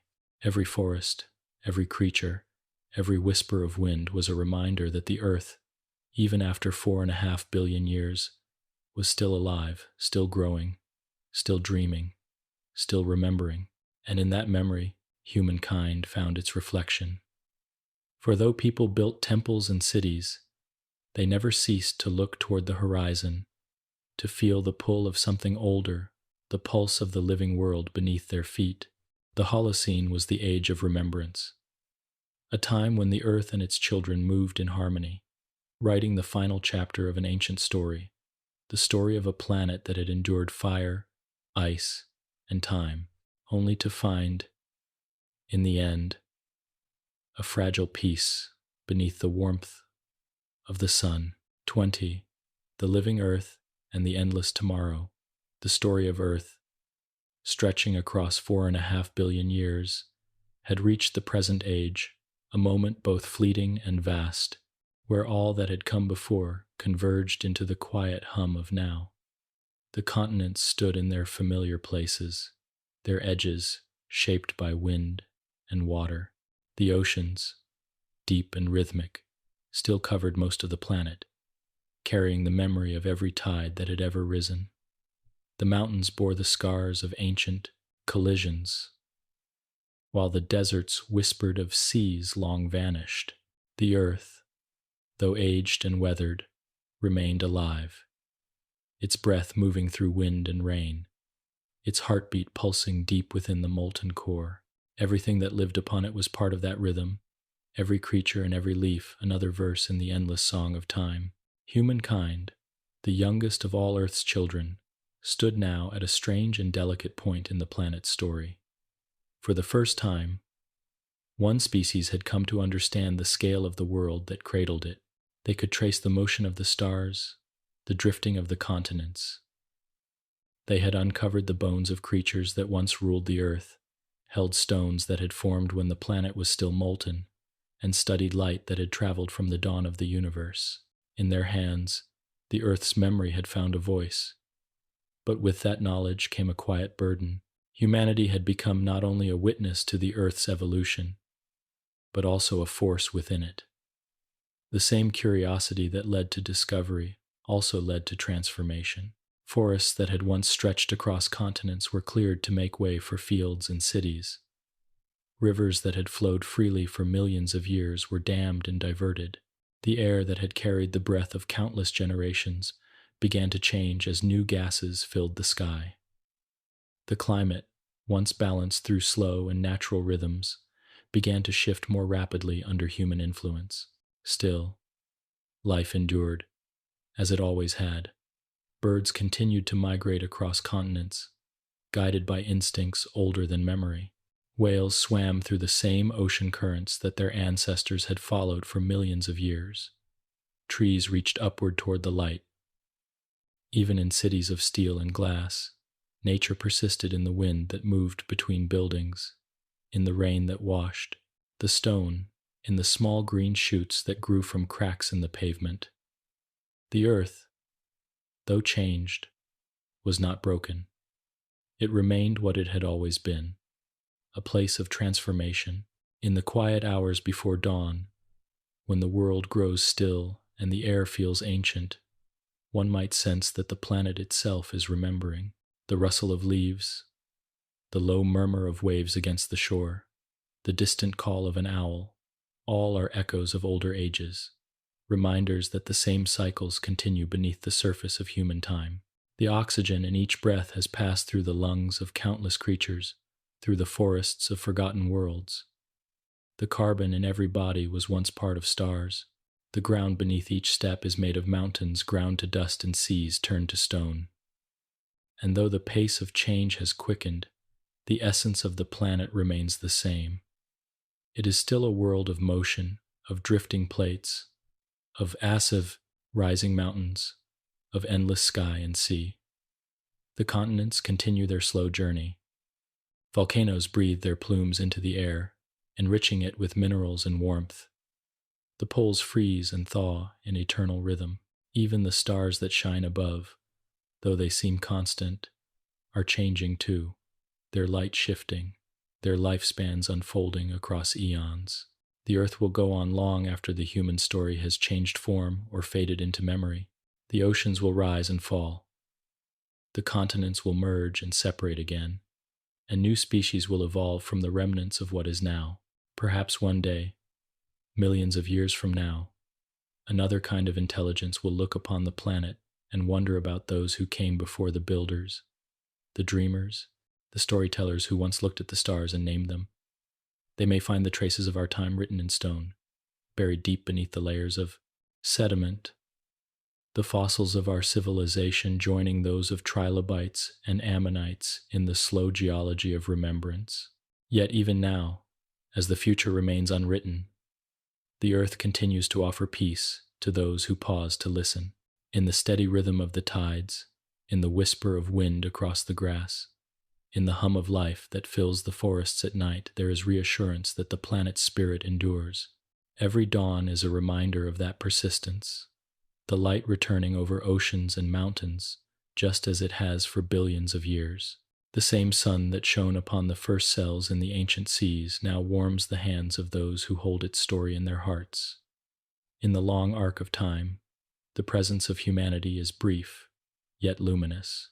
It is a flicker in the vastness, a breath in the life of a world that has known fire and ice. But within that flicker lies awareness, the gift of knowing that the universe exists, that life is precious, and that the earth is not merely a home, but a living companion.